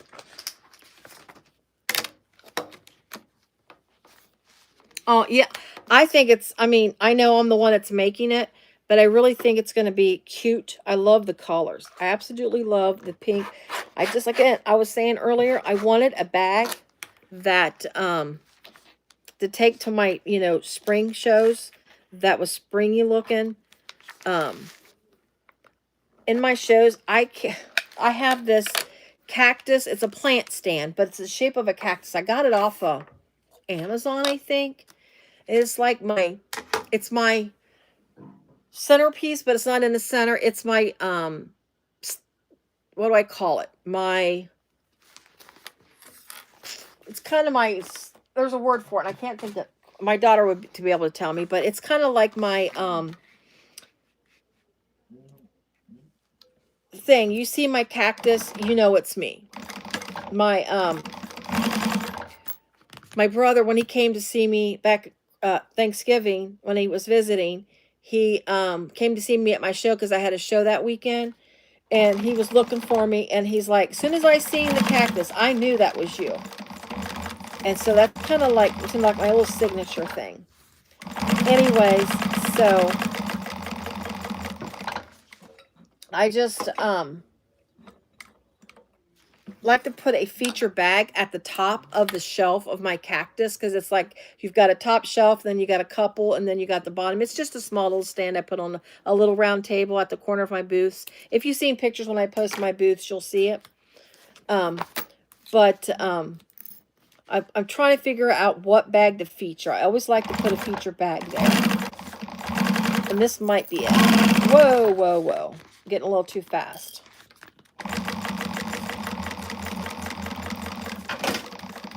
Now I got stuff falling. All right, so once you sew your wings on, you're going to top stitch them open, and you're going to stitch right on the, you're going to stitch on the wing itself. Or side, they're side panels. I'm just calling them wings. That's what they make, that's what I think of. I just think it's so cute. What's, am I, oh no, yes, I want to be in Arizona. Thank you, Lindiana. You know me too well. I love Arizona. Very, very much. I love the desert. I know people think I'm weird. I love the desert. I love the cactuses. First time when we went to Arizona, when my family, me, my husband, and my kids went, it was on a whim that we did it. I know that's not, and we drive. We don't fly. I've never flown. But the first time we went to Arizona, and the first time we had gone to, we went to see the Grand Canyon. And while we were there, my husband was like, he wanted to see the saguaro cactuses. It was like, we wanted to see them so bad. And we realized when we got there that saguaros don't grow in the northern part of Arizona. Look at that. Isn't that pretty? Oh, that's so pretty. I just love the vinyl. I love the feel of it. And this color is so beautiful. All right. So next would be the lining, but I've already sewn the lining. Here's, that's my panel. So I'm going to set my panel aside. So my lining's already done. So this pattern, she just has you do a zipper pocket, which I already did.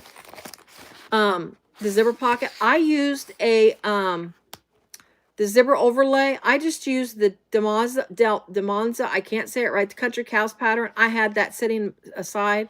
So I just did the zipper overlay with that thing to make it, because her pattern, she just has you do a welt zipper pocket. I like overlay pockets, so that's what I did on this cute little zipper. I did a little rainbow zipper. This zipper tape, I got it Idle Blooms when I ordered from Idle Blooms last year. I got a little yard of zipper tape, and I went ahead and put this. I don't use these type of zippers on my exterior because they tend to shred. So I just use it on the inside because this is not as, yanked as much. I added a slip pocket because I just wanted a slip pocket in it. And I like to have one extra for my for pins. I need to add rivets real quick to this. I forgot to add my rivets. I just realized it. I'm putting rivets here on each side. And then where my pin pocket goes, I'm going to stick this rivet there. So give me a quick second while I do the holes and get the rivets on. We'll get this pocket sewn up, and then we will get it all attached. But yeah, I forgot. I needed to add rivets. Now, you could always just sew the up to the top. You don't have to add the rivets like this on a slip pocket. I like it. I think it gives it a little something to the bag by adding the rivets. I'll show you how the look of it. Like I say, you can just sew it, but rivets I think are really, really nice looking.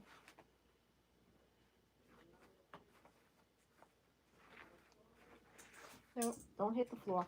I gotta clean my floor up. I'm dropping rivets. I'm dropping, what did I drop earlier? I dropped something else earlier. I can't remember what it was.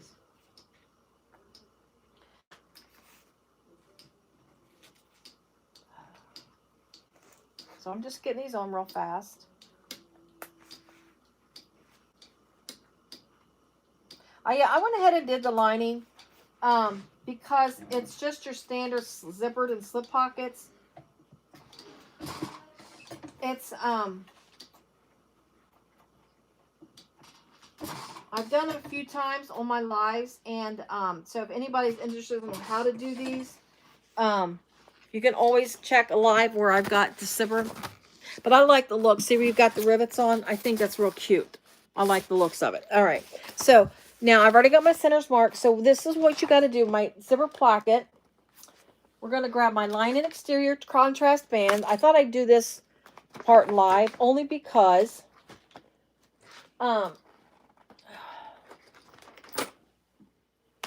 zipper placket is somehow disappeared.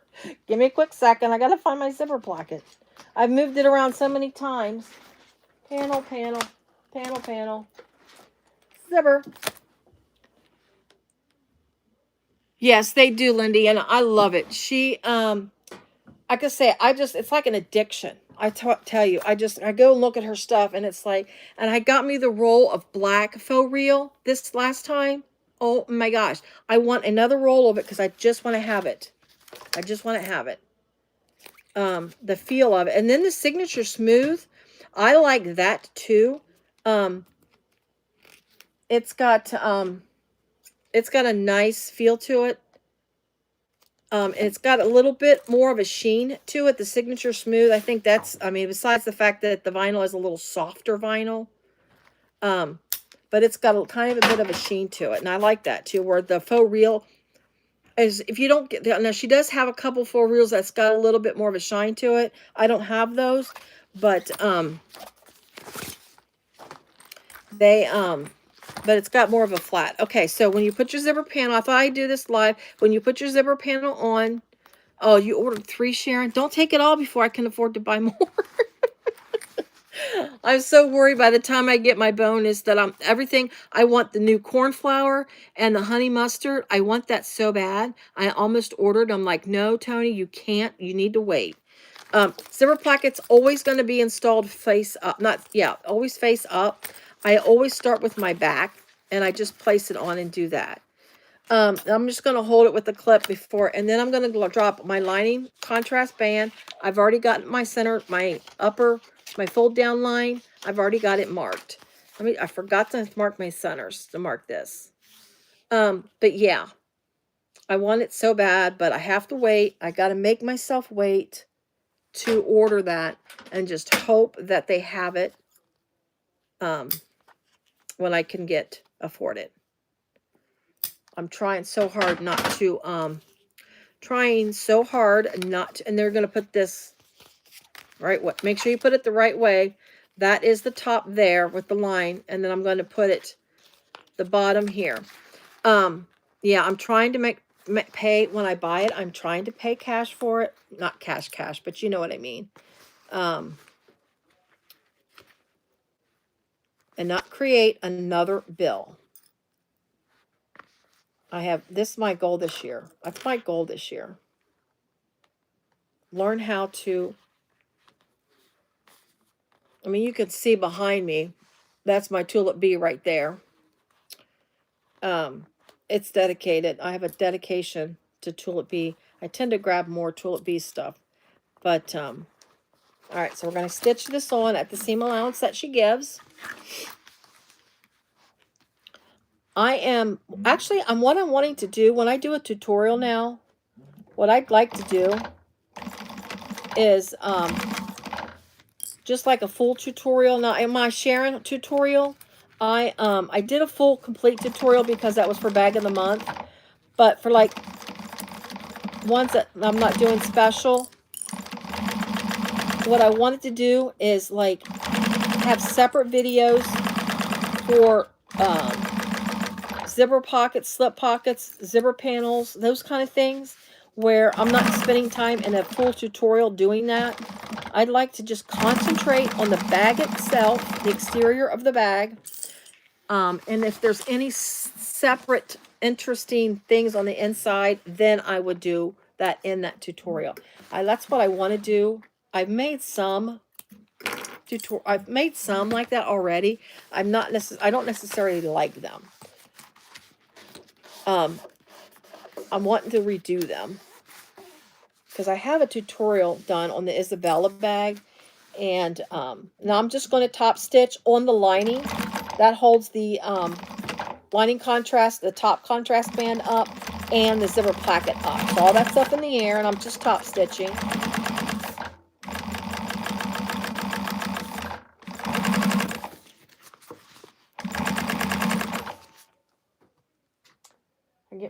my computer to work here. There we go.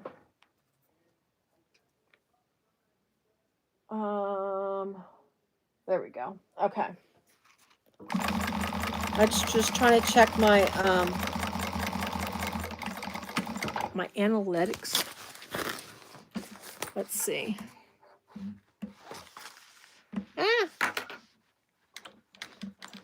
I think my there we go. All right, so that's all sewn together there. That's really nice. I'm gonna grab my other piece. As far as placement, because I added this on my own, I set my placement. If you guys want to add it, and because it's just an add-on separately, if you want to do that to this pattern, what I did is, because she does a welt pocket, what I did is where the center of this welt pocket or the zipper pocket would be, that's where I lined the top of my slip pocket, in case you're wondering. So I just measured down to where the center of this would be, and I lined up my pocket from there. That's how I did it. I hope that makes sense. All right, so one clip there. Let's get this out of the way. Boom. I've got a huge mess to clean up when I get done. That's going to be my lunch hour tomorrow at work, because I know when I get done with this, I'll be done for the night. And I'll have to clean up tomorrow. Lunch hour is cleanup time. Mostly that's what I do. At my lunches, I come down here and I clean up previous night's mess, because I'm usually down here trying to rush and get something done. I've been in prep for my shows. I have been trying to make some of the little tulip trios from SoFlo. Her little pouches. I like the medium and the small sizes. I think those are absolutely adorable. I made some for Christmas with my Christmas vinyl. And those were a hit. People loved them. So I'm making some with, you know, of course, non-themed. Well, not non-themed, non-holiday, just regular pouches. And I've grabbed, I got the idea, like vinyl that is almost gone, printed vinyl that I have, that is like almost gone, I've managed to eke out some of that vinyl, like the small pieces, because the tulip trio is like a two-tone. You have a base, which is typically a solid, and then the top you can use as a print, or, you know, if you want another solid, but it, so I grabbed like pieces of print vinyl that I know I'm probably not going to buy again, you know, I don't necessarily going to use anymore, in a bag, and I wanted, you know, to use it up. So I'm using that to make the pouches, some of the pouches. I've got some vinyl that I like the vinyl. It's just not, I don't know that I will use it in a bag, and it's been sitting in my stash for quite a while. So I cut some of that up to make pouches with. So, and then I grabbed my scraps of solids that I have and managed to use some of that to make bases. So, I mean, it's not really a scrap buster. I'm going to separate this now. It's not really a scrap buster per se to do that, but it is a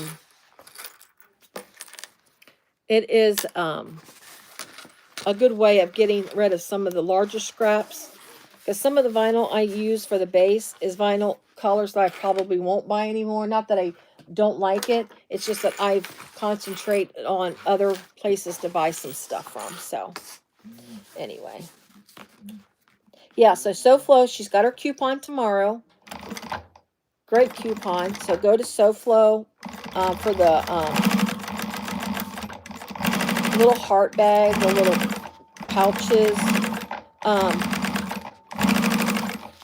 And now I don't think the coupon works for her new pattern, but still grab that new pattern if you haven't. It's such a cute little bag. I'm going to cut me one up. I'm not going to cut me one up. I'm going to cut up for one of the bags, because I want to make a few of those for my shows. I think those would be a great show bag. It looks like it's a quick sew, nothing overly complicated. So there's that. So these are all ready to go. I'm going to zip this back up. Now we're going to sew it together. So line up your contrast bands. Line those up. Make sure those match. There you go. And then just clip it up. Get me some clips. Get the ones I've got on the thing. I'm just going to clip that first. And then I'm going to match up the tops. I was going to tape my,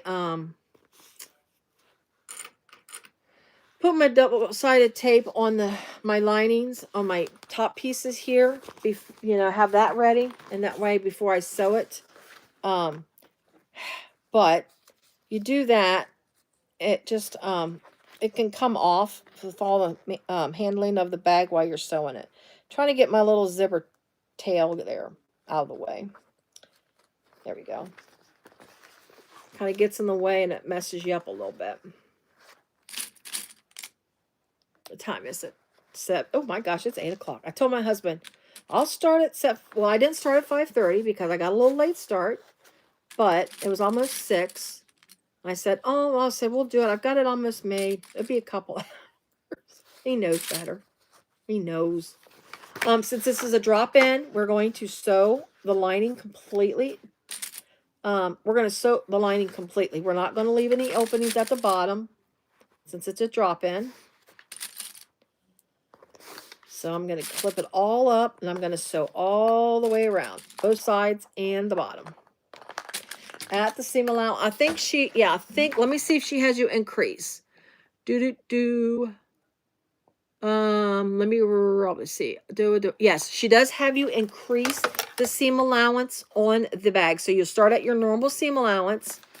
You're going to start your normal seam allowance and then go down. I start going in. I should start on this side. I start going in right around here, below, of course, the drop-in section, but I start going in around here because I found if I stay at the normal seam allowance where this meets, where it's got that bulk, it doesn't fit well in my bag. So I will do my increased seam will be at that point.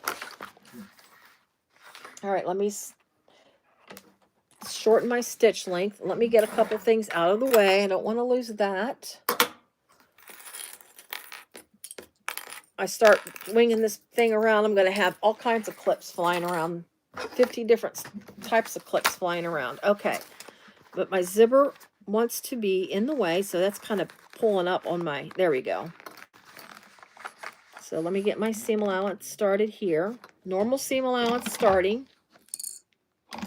Back stitch, and then I'm going to, and it's got an angle, so you just kind of start at your little angle and then start increasing. There we go. So you're going to stay at your big, and this gives that nice fit. And I always like to make sure I do keep it at that because I like a nice snug fitted lining. So I want to do that. Now I'm going to lift up. And sew the bottom shut. I'm just going to go all the way around. You're going to, at your bottom, you're going to start at the larger seam allowance. You're not going to like decrease because you're already in the bag.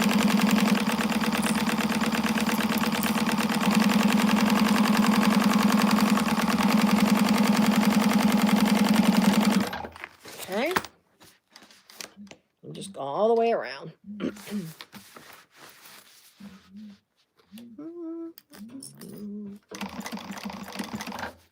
And I'll snip all that off when I get ready to do the things. So now, because I'm starting from the bottom up, I'm going to be careful. Once I pass this, where the bands meets the lining, the exterior meets the lining, I am going to start easing it back over.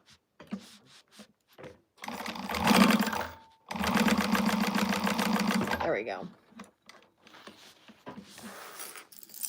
Get all my clips out of the way. Clean up my threads, so I'm just going to snip my threads off here.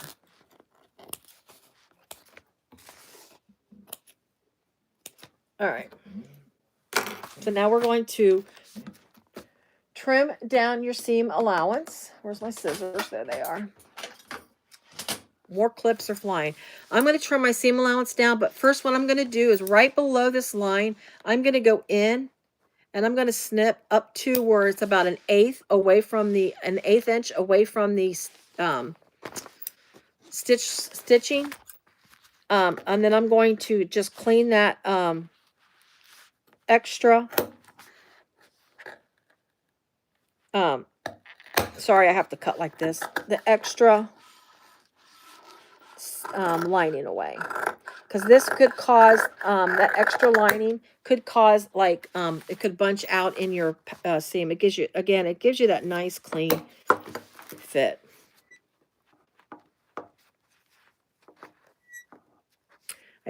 I personally don't like saggy bottoms, saggy linings.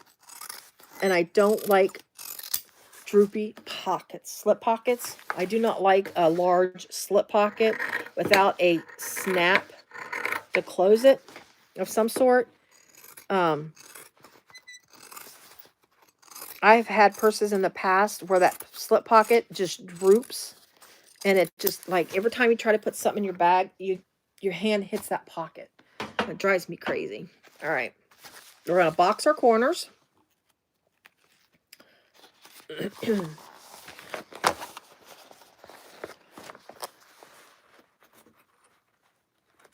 And I'm gonna, this is a thin lining. I'm not gonna open up my seams for this.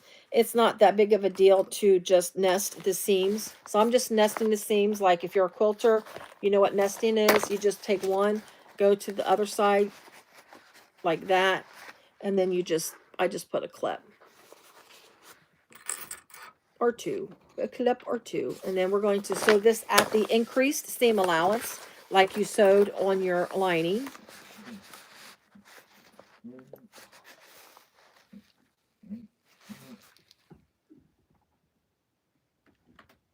What are you talking about, Lindy? And are you talking about the Leah bag, the little one? Or no, that's not your style. I missed that comment when it came through. I'm sorry.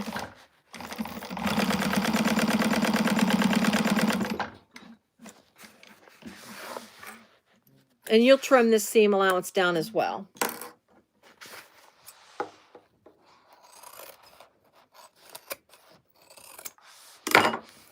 I mean, it's a cute bag. It's not a bag that I would carry because I'm more of a crossbody. And that little Leah is a more of a shoulder. It's a shoulder bag versus a crossbody. And I'm a crossbody girl. I'm not gonna lie. I have got to have my crossbody bag. But it is an absolutely cute little bag. All right. Yeah. Alrighty, so the lining is all put together. Now we just need to put together our panels together. We didn't do that yet, so let's get this put together. So we're just going to, of course, match our centers.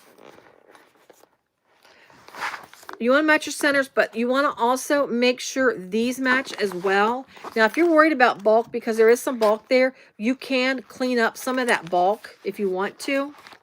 But you want to make sure this matches up so it's equal, it matches out. So I'm just going to put a curl up before and after so it doesn't slip. These little grippers, these little gripper guys, it's perfect for this right now. I'm telling you what. But clean that up, get that all set. So this matches up. And then you can just kind of work it. You should be able to fit. It should fit. The problem with these little guys is when you've got a lot of layers, sometimes they don't want to clip well. But you know what I like about this? It's no gusset. Oh, you know what I forgot, you guys? I'm an idiot. Not an idiot. I'm sorry. I forgot to put the base on.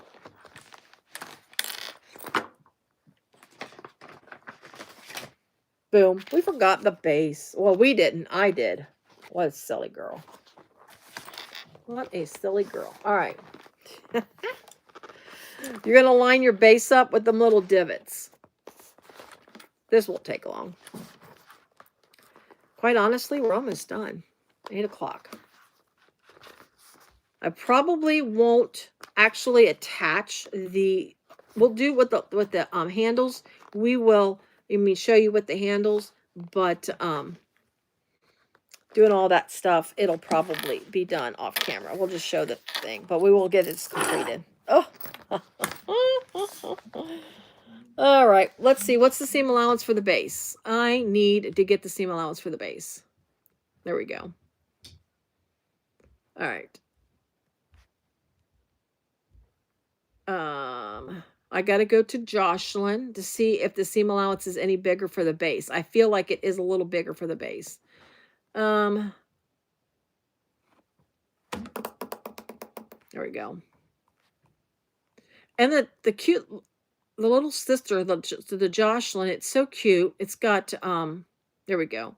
So the seam allowance, yes, it is bigger than so the seam allowance to put the base on the bag is different than when you do everything else. So keep that in mind. I thought so because of that little divot, looked a little more than the seam allowance I've been using. So just pay attention to the seam allowances. And you will top stitch this base once you get it sewn on. So if you're worried about the foam, I got foam inside my seam allowances. Whoops. Sorry about that.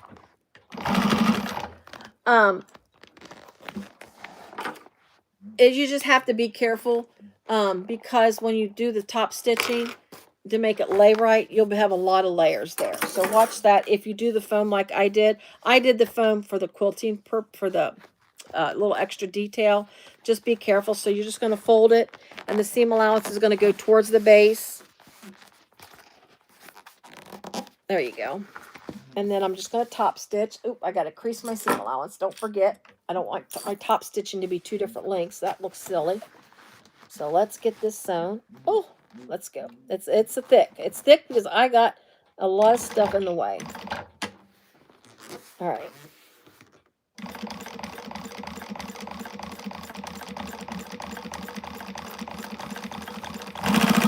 Slow down, Toni. Slow down. You start to go fast. That's when I go crooked. All right, I'm going to try not to hit the camera. I'm going to try to catch it before it gets to the camera. Or my phone, technically. All right. Ooh, that's pretty. It is a cute bag. Whoops, forgot one. All right, let's get this other one on. So we're going to match up, make sure our little guy's base matches up with the little divots.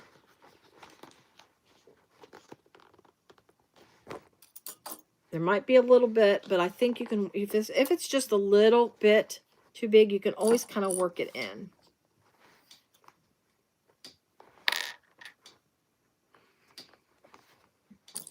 I appreciate you guys being here. I do. I don't say it a lot. I think sometimes if you say it too much, it just sounds, it just kind of gets, not nerve-wracking, but if you hear it too much, it kind of, I'm afraid that it annoys you when I say thank you for watching. I watch this just as a purely entertainment, or you just want to sit and eat. What it is I eat dinner with watching these goofy kids putt-putt. No lie. They have a YouTube channel where they play putt-putt. And we found it by accident, honestly. I forgot what we were looking for. But anyways, the guy, I mean, honestly, he gets on my nerves. But he says, repeats himself, I think more than I repeat myself, honestly. And he says it so much that it's like, okay, we know, thank you. And then because he's always going on like, this is great. The setup here is wonderful. And he says it over and over again. And it's like, okay, we know it's a great little putt-putt golf course. But these kids, they have this YouTube channel. That's what they do.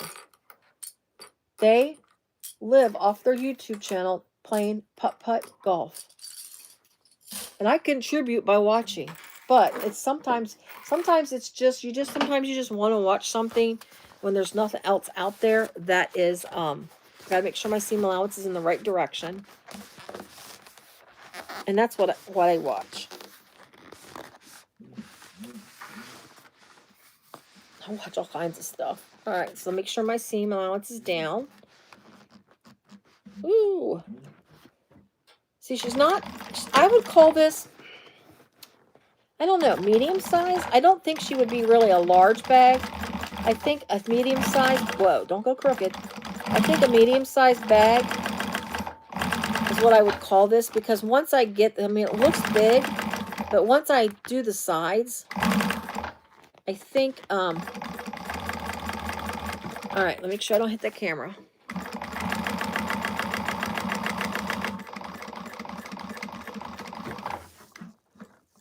I think calling her a medium-sized bag, woo, would be good.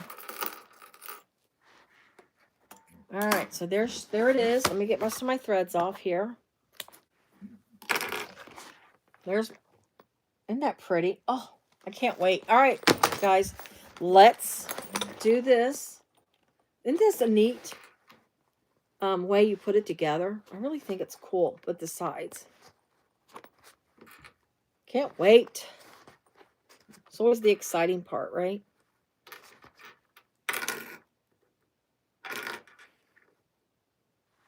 At least I remembered, yeah.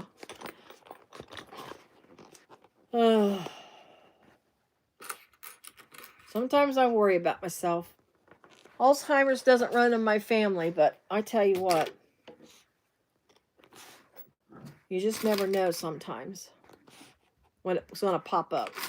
It pops up in families that you don't expect, where there's like things that pop in families that no one else in that family's ever had, and then someone gets it. It's like my sister-in-law when she got cancer. It was crazy. Nobody in my husband's family, I mean, they got diabetes, they got heart disease, they got aneurysms, they have all that kind of stuff, high blood pressure. But cancer is one thing you just very rarely see. His uncle passed away of cancer, but he was in Vietnam, and he, well, he was in Vietnam, and he did things Vietnam that you typically do in Vietnam. You know, I won't go there, but things that he did in Vietnam, he ended up with liver cancer. So let me just check my seam allowance. So this is the normal seam allowance to sew the bag up. So I'm just getting that. But anyway, I'm not saying that's what gave him, but it's high probability. Because nobody else in the family, like I say, nobody else in the family. And my sister-in-law, it was either stomach or esophageal cancer. By the time they found it, they couldn't tell where it started. And you just don't, that family just doesn't, you don't see that in that family. So you just never know when not weird, but what's going to pop up. I'm talking about dementia. Maybe I'll be one that ends up with it. You never know. I worry about my husband sometimes, but maybe I'll be the one that gets it. I tell my daughter, just throw me in a home. I don't care. I won't mind it. I won't know, right? But she's not the type that do it. She is not the type that does that stuff. Of course, sometimes her papaw makes her mad, and she wants to throw him in a hole.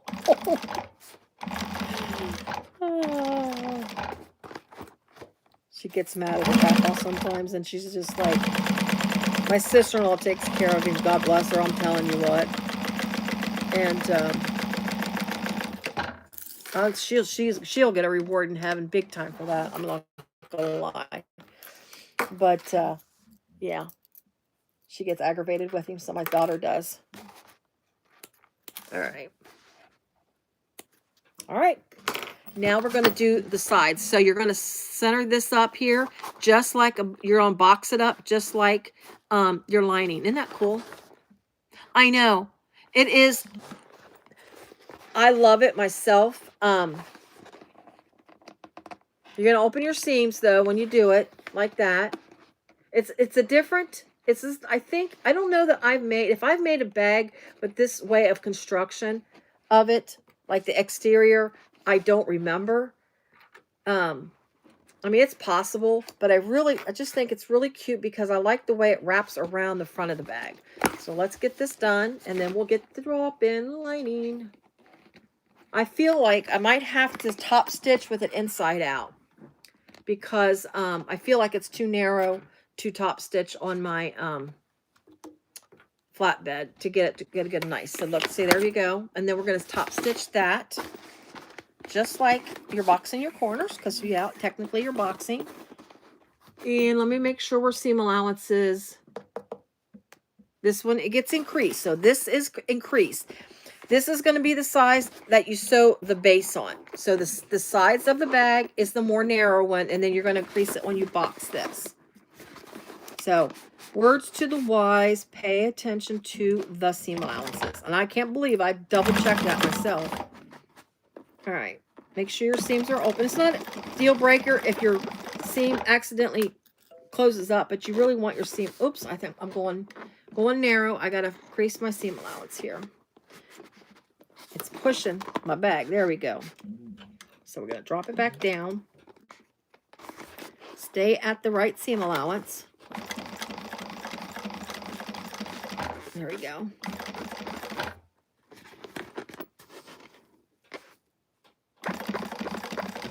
Make sure that's flat here on that side. I'm afraid it's going to pucker. There we go. Just watch where you stop. Don't go crazy on the end here. There we go. That should be good. I'm just going to look on the inside to make sure it looks good. See, I kind of started just away from that little point there because that'll pucker if you're not careful, and you won't see that. So I'm just looking. Yeah, it looks good in there. Okay. Get everything else out of the way here. So I'm going to go just start inside.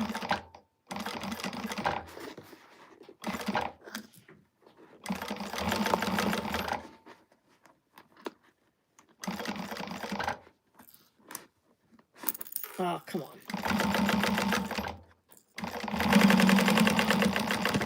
All righty. So there's that. And I'm going to trim this up just a little bit.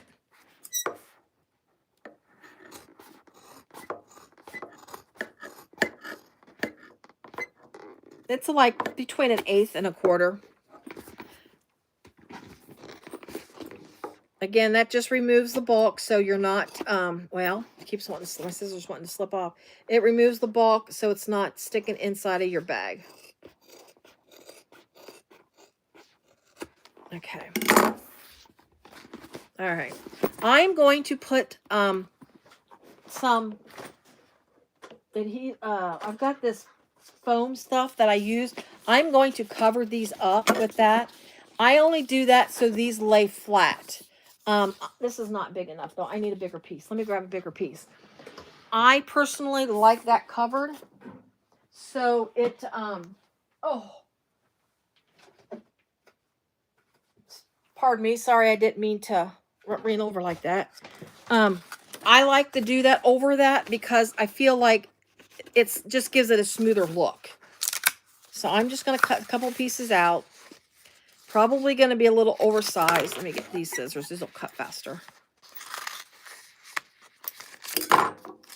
I don't mind it to be a little bigger than it should be because I like the flat. I like to lay it flat. That's a personal choice of mine. I feel like if you don't, they'll show up in the lining by sticking out in the lining, and it won't give it a nice, like I said, it don't. See, and that just kind of keeps it nice, and then it kind of covers it too. I just like that. Again, you can use the anchors that she's got in the pattern. I just didn't have what I wanted to use. The ones I do have, I'm saving it for another bag. The ones I have, I bought from Love Lola, from Revon at Love Lola, and they are nice ones, fancy ones. Not that this doesn't deserve fancy ones, but I bought them specifically for another bag. that I can't wait.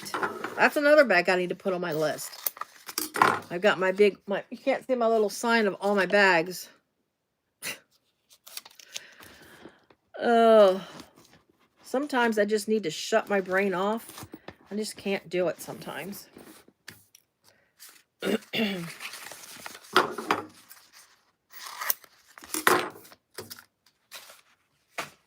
More stuff to put away.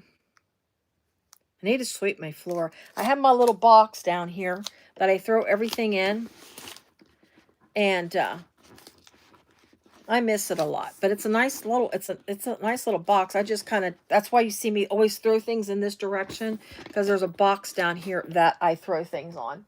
That one doesn't cover up very well. Oh, well, my replay that I'm watching. Am I still live? I'm guessing I'm still live, right? When I look at the corner and I see my replay on the side, it looks like I'm way far behind. Guess I'm still here. Oh, I know, Lindiana. I go to sleep. You know how I go to sleep is to music. I have to have, seriously, I play music to go to sleep to. So I don't think about work. I don't think about, that's a little extreme, but that wasn't enough. Okay. Oh, let's turn. Turning and burning, baby. Turning and burning. I'm afraid I'm going to have to turn it right back side. Bleh. I wonder, let me see. I might not be able to do it just yet. I might go ahead and put the lining on it. Yeah, I'm not going to flip it yet, guys. I'm not going to flip it yet. I'm going to have to top stitch it this way because this is too narrow for me to top stitch with it the right side out, if that makes sense. So let me go ahead and get my tape on real quick. You know what's another wonderful thing about this? Well, there is seams that's going to match. And never mind. I thought we were going to have matching seams. But just make sure your seam is open on the side when you do this. I'm trying to do it as fast as my little fingers, my fat crooked fingers can go. I mean, I have one finger that's not crooked yet, so that's always a plus, right? Well, my thumbs aren't. Well, they're not fingers, though, are they? All right, so let's get this folded down. 8:15. All right. That would be, well, technically 2.5 hours. Where's the time on this? 147 minutes. Oh, my tape's not coming off. There we go. There we go. 122 hours. All right, so let's go ahead and fold it down. Let's put a clip. I need a good one. It's not going to mark my vinyl. That's going to be one. I'm just clipping these little pieces here on the sides to hold it down where there's extra bulk where it's going to pop up. I'm just trying to find the right clips that's not going to mark my vinyl. There we go. So I'm just going to go around. Let's get it all folded down. Because this is a thicker vinyl, you just kind of got to work it. Don't stretch your vinyl when you do this. Just let it know it needs to stay. And it'll probably pop up a little bit in the meantime. But I need a good clip. I need to find a clip that's got those little rubber ends. There we go. And your interfacing is at the line where you fold to. So that makes, if you lose your line, that makes it there. So there we go. Boom, boom. Oh, that's so cute. All right, let's do this one real fast. We'll get the lining on, and then we'll top stitch. I will do that. I'll show you with the handles what it looks like. And then once I, attach the handles, I don't know if I'll have time tonight before I go, when I get done. But I'll pick pictures and put it on my Facebook group page. If you're not a member of my Facebook group, it is, I should put that in my description. I neglect to do that. My Facebook group is Quilted Cactus. So if you're not, please go ahead and join my Facebook group. I post, pictures. I didn't post this one. I forgot to. I was doing it. I was trying to post this at lunchtime today. I was rushing, trying to get it posted. Well, my live, get it scheduled, I should say. But I try to post my lives there too when I'm going to do a live. But pictures, I also have on my Facebook group in my, it's like the About Me section. I list my shows, my up-and-coming shows that I'm going to be at. So if anybody's in the tri-state, Cincinnati, Ohio, tri-state area, I stay around that area, Northern Kentucky, tri-state. Right now, all of my shows right now are scheduled in the greater Cincinnati area. I've got one in a little less than 2 weeks. Roughly, I should say, roughly 2 weeks. I have one at the Delhi Flower and Garden Craft Palooza. That's February 20. I believe it's the 21st and the 22nd. I have one. Yes. I have another one that's 3 weeks after that. It's, I think, March 7th. And that is Oak Hills High School. It's their, I think, band booster. There you go. I believe it's a band. It benefits the band or the athletics. One of the two. Oak Hills is March 7th only. My first time there. So that's a new experience. I think I'm concentrating on doing some schools and stuff. All right, so there's the lining. Let's get it unzipped. I probably will completely remove the zipper pull because it'll be easier to slip this on the bag. All right. Let me think here. The bag, I need to turn this lining inside out to slip it over the bag so I can, when I flip it, I just don't want to turn this 15 times. Number one, it wrinkles. And number two, it's a lot to do that. So I'm going to slip this around so I can top stitch. Am I doing this right? I got to think about this. So if I put this on, there is the back of my bag. And when I turn it right side out, I don't know. I don't know if I can do this. Let's think. I need to think about this. I might have to flip it twice to get this, make sure my lining fits right. Because I'm worried if I try to do this with my lining the other way, it will not wrap right. All right. We're going to get this done, guys. I am committed to getting this done. All right. Let's turn this. Let's go ahead and reveal it. Oh. I got this base thick. It's a thick base.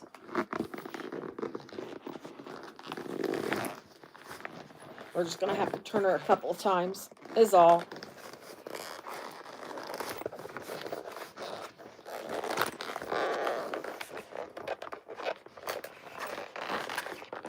Now, I was coming up with a logo. I think I came up with it this morning. I was going to send it to text my daughter and tell her. I'm going to tell her. I just realized I need to cover up my screws. Let me cover up my screws on my base. I forgot to do that. That'll take me a quick second. But anyways, I was going to come up with my slogan. It's going to be, what did I come up with? High-end bags, not at a high-end price. Something like that. I was thinking of doing that logo, doing something like that to try to promote myself, my own little logos. High-end style bags, but not at a high-end price. Something like that. And then I was like, my pouches. I was going to put on my pouches, not your Walmart pouch. Because people, I mean, I know you can go get pouches at Walmart for, dime a dozen, but not that I have anything against, because I am a Walmart shopper. I'm not going to lie. But, all right, let's flip it. Sorry about that. I noticed the screws were exposed, and of course I don't want that.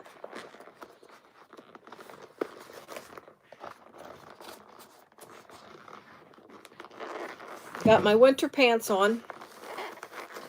We are finally thawing out after our snow we got 3 weeks ago. Finally. We don't normally keep snow in this area a long time. But after that, you know, when the winter storm hit everybody a few weeks ago, we got our little share of snow. Oops, my pocket's not flipping.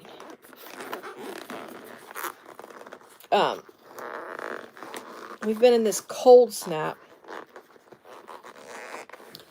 And all I do is put Decaville light on this vinyl. It's just so nice and stiff.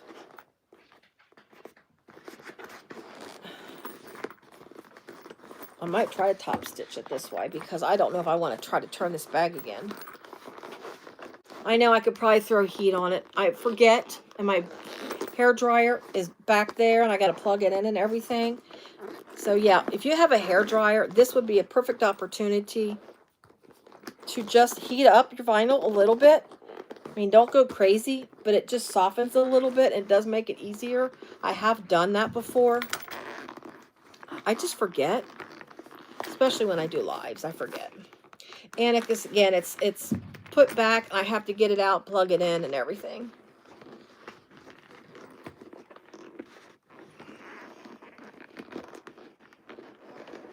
Oh, if turning the bags, yeah, I know.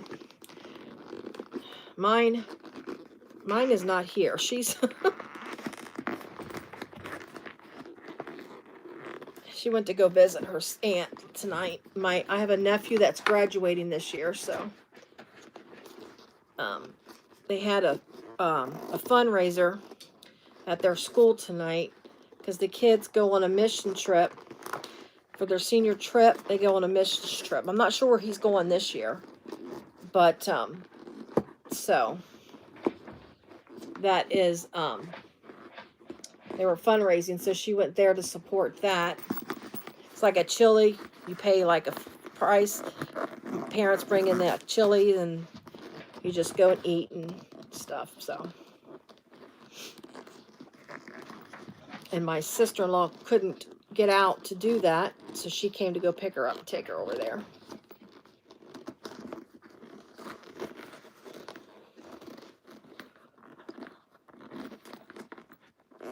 Alrighty. Let's get these corners. Oh, look at that bag. Isn't she pretty? That is a pretty bag. And that's a nice zipper pocket in the back, too.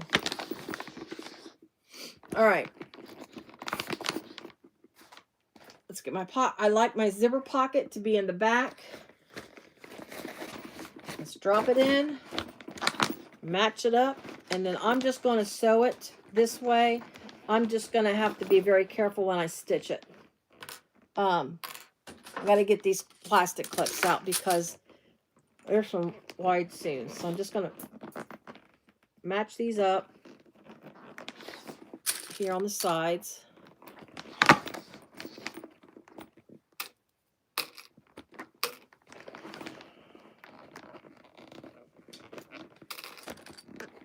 I'm just going to squeeze it a little bit. There we go. So that's going to be a little thick when my machine goes over it, so I'll have to be really careful. And then just kind of, and then I'm going to match up my centers on this vein part. Now, sometimes you just kind of, if it's off just a little bit, you just kind of got to work it a little bit. Let me match up this other one, then and I'll show you, because this is how I do it. There's my centers. I just kind of just grab it with my hand and just do that. Oops. There we go. Now, my upper lining contrast, typically you want, you can keep it all the same color at the top. Is usually at your base. I just like that little floral print. I thought it would be pretty. So just be careful when you do this. because you don't want to like show a lot. I mean, you'll see it when you look at the top of the bag, the difference in the colors, but just be careful when you sew these together because you don't really want it to peek out too much. Like sometimes it'll slip and go up a little bit. Just be careful. Oops. Somebody gets a clip in their bag. Just joking. All right. Clips, clips, clips. We love our clips. I mean, you can't have too many clips and you can't have too many styles of clips. I mean, oops, I got a thread here. I got to clean up. I've got like my little my little metal clips. Where did I see that thread? I've got my hairpin clips that I use on my patterns and stuff. I mean, and I got big ginormous clips. Boom. I mean, I got them all. Gotta have them all, right? Put back here. I can put that on here. That'll fit. All right. Let's see. Let me see what I can do. So I don't have to turn it back outside again. I can do it. We can do this. We just got to go slow. I got to get this guy out of the way. I'm going to start. Ooh, pink. So we're going to try to start. I'm going to start on the side. And we're just going to have to be aggressive with my bag. All right, seam allowance. I need to increase my seam allowance. Oh, there we go, guys. We're going to get her done. It is 8:29. All right, so I'm not going to start right on that hump. I'm going to start just past my side seam. I will use my flathead screwdriver to help keep that upper contrast inside tucked in. And I'm just top stitching, not topping stitching, but top stitching at the 1/8 of an inch. And I am sewing at a 5. Now, you shouldn't really back stitch. You should hide your stitches. I'm going to do that. I'm going to hide my stitches. We won't do that on camera. I did that in my Sharon bag. If anybody's interested in that, you can go to the very end of the bag of the month bag, and I show you. Now, my UK subscriber, she made a comment. I think it was her. Somebody had mentioned to me that you can use a curved needle, which I didn't even think about that, to do that stitching. So if you look at that and see me with the needle and my needle breaks, a curved needle, like an upholstery curved needle, would be nice. Just make sure you don't go something that's so thick when you feed it back through your hole, it doesn't mess up the whole seam where you put back through the hole. But yeah, if you want to see how to do that, that's in my Sharon bag. I really went into a lot of detail. Mine is longer than everybody else's, but I go in some detail on that bag. And I do warn you beforehand. Yeah, we can do this, right? We just gotta go slow. And I will probably, once this is all said and done, I'll probably run a hairdryer over it to help smooth out some of them wrinkles. That'll help with wrinkles as well. Just be careful when you're moving it around that you're not shifting. There you go.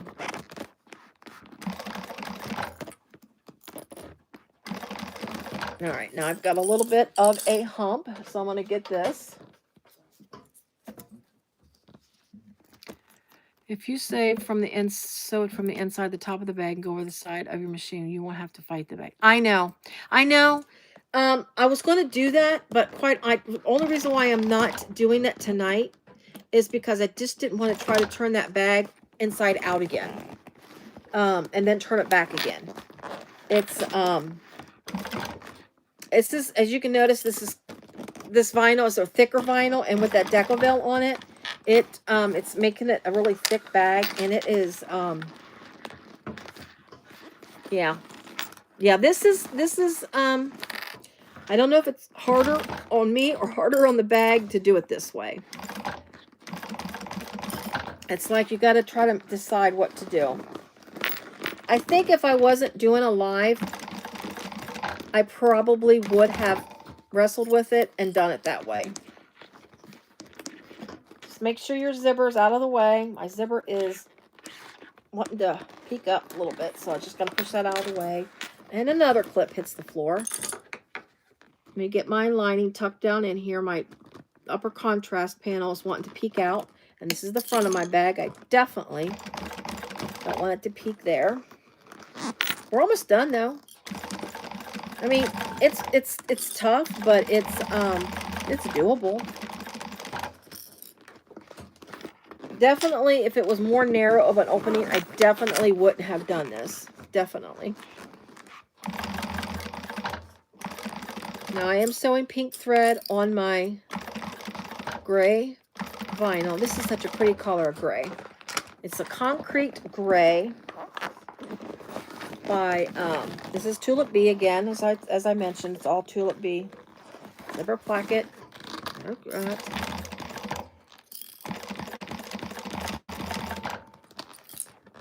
Almost there. Woo, woo. Get my threads, keep them back. Get my zipper's peeking out. So let's get my zipper tail out of the way. There we go. Get my,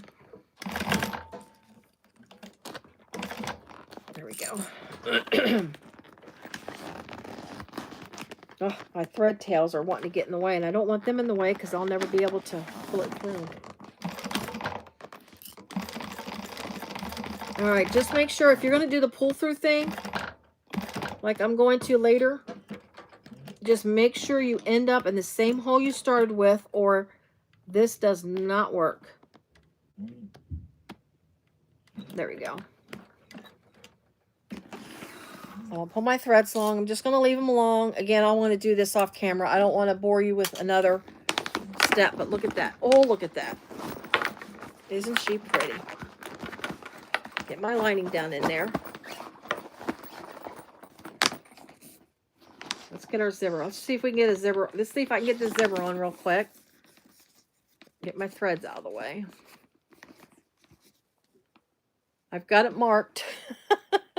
I have marked. I have to go on my zipper. I have to go like 1 tooth extra on one of the sides because of the way my zipper is at the front, at the end. And I figured out if I just go 1 extra tooth at the top, it lines up better. And I've done that before. Sometimes if it doesn't line up just right at the top, you can mess with your zipper and make it like, see how I've got it like 1 off? And I see I marked it. That's the side I know that I have to have an extra 2 teeth up instead of just 1. And it helps with it fits much nicely at the top. There we go. Let's tuck that in. Let's tuck the threads in so we don't see the threads. Oh, she's pretty. Oh, let's get this going. We're going to pretend. We're going to pretend this is on. So let's put it pretend. Let's play pretend. I'm just going to do this to hold it on for now so we can play pretend.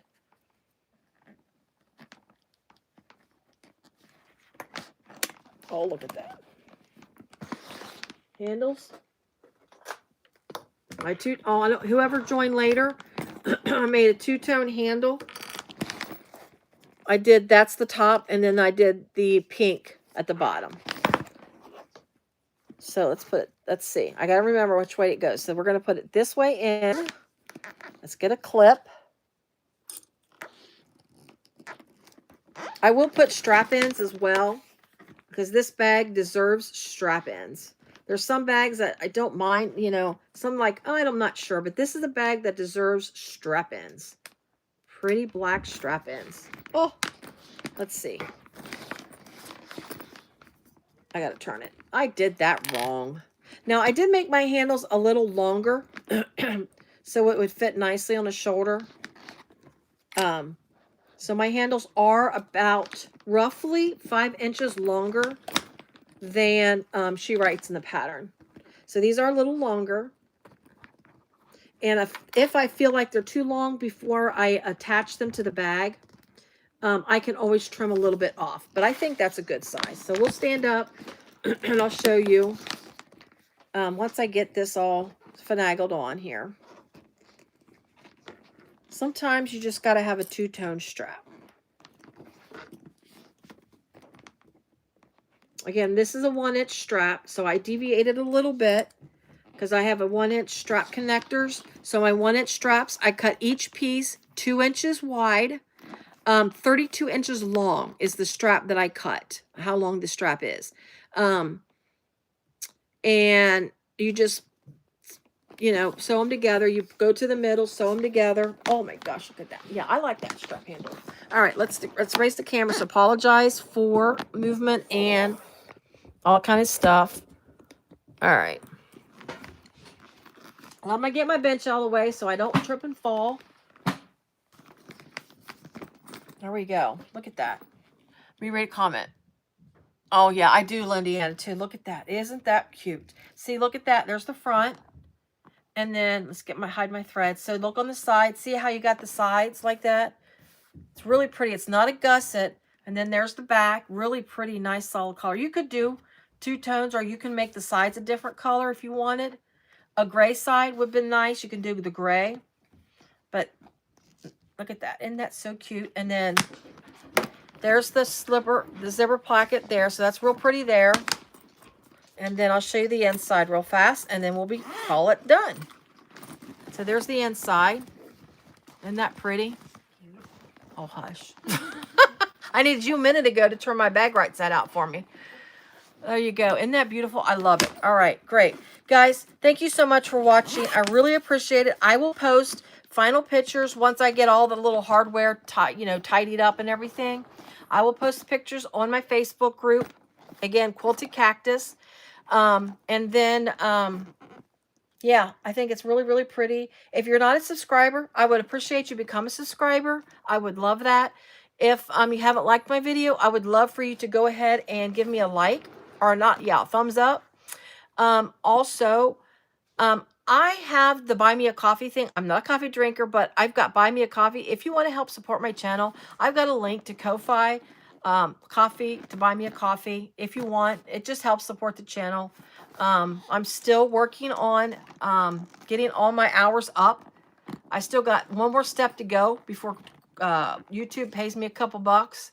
So I'm getting there almost. So thank you so much for watching. Appreciate it. Everyone have a great night. And I appreciate y'all. Thanks. Bye-bye.